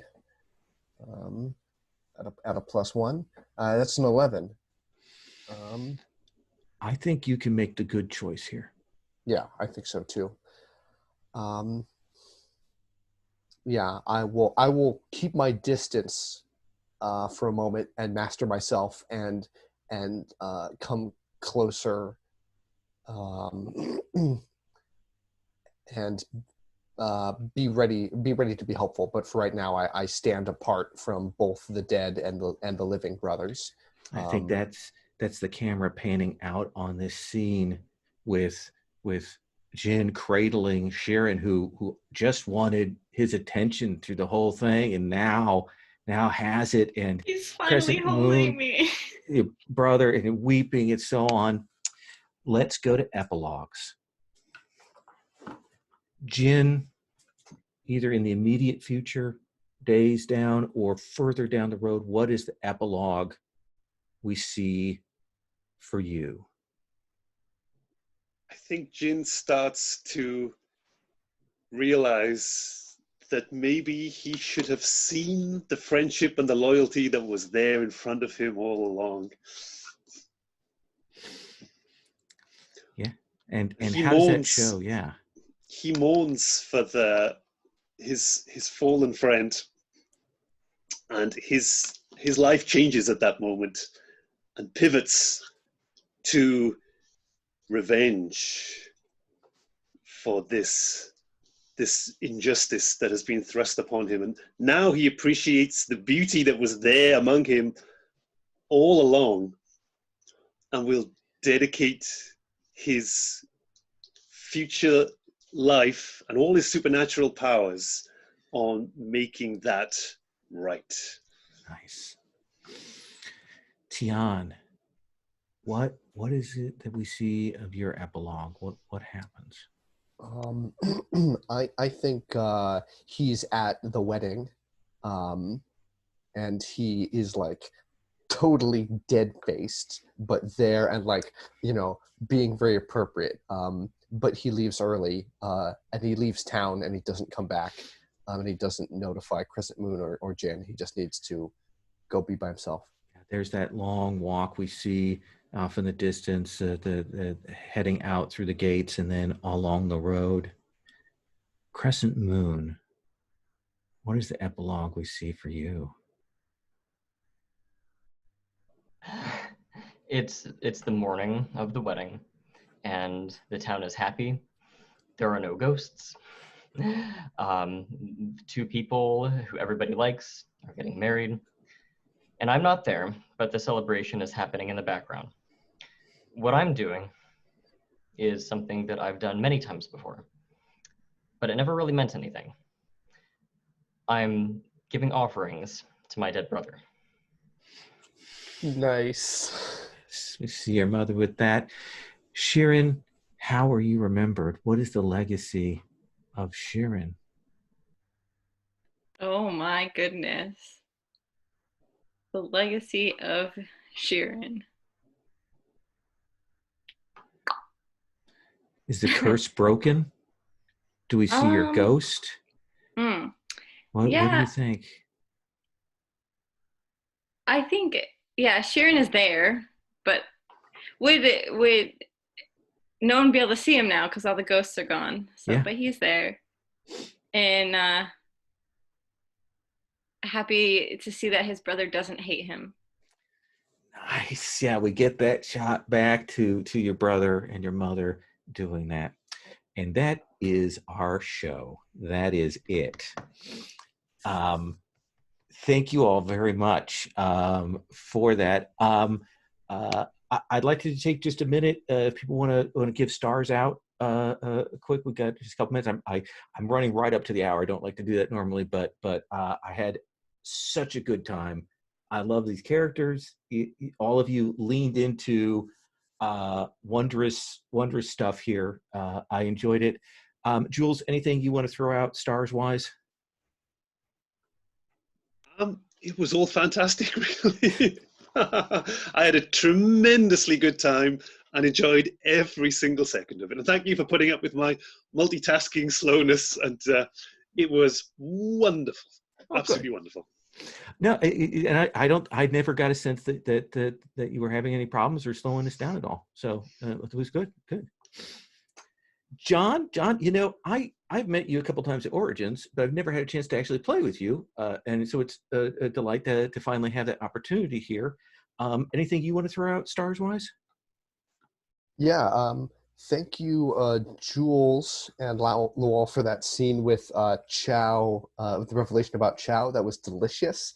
Jules, I really believed in your bad wizard dude's bad wizard voice. David, thank you for making your character like this emotionally repressed emo boy in a way that was like really good. And Tara, thank you for making the huge choice of going for dead at the end. That really raised the stakes in a wonderful way. Yeah, really good stuff. Really good choice. Everyone had really good choices. Like when there were options on the table, people went for good ones that moved things forward and took things in interesting directions. David, it's the first time I've gotten to play with you. First time I've played with all of you, so this has been fun.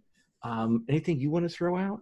Yeah, just stars to all four of you. Oh my goodness. This is the 5th and final game that I'll be playing in this little mini convention this weekend. And I mean, far and away the most fun I've had playing an RPG in a very long time. At the start of this, I kind of thought to myself, wuxia, I've seen some movies, but it's not a genre that I really connect to. But man, I'm sold on this game. This is awesome. Oh, good. So good. Yeah, thanks to everyone. This was wonderful.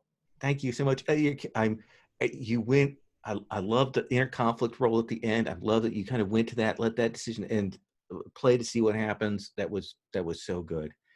And Sheeran, sad to see Sheeran dead, but wow. It was so dramatic. Yeah. Anything you want to throw out stars wise? Yeah, I mean, of course, like everyone else said, this was great. It was great to play with all you guys. Crescent Moon, you really upped the drama. Like every chance you got, you were like, just drama, just all in. It was so good. And the framing, the storytelling was great. Thank you so much for running this game. He just took in everything.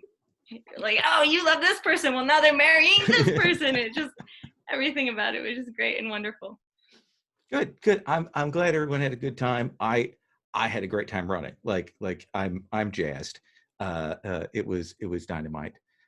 So thank you all so much. I'm going to stop recording.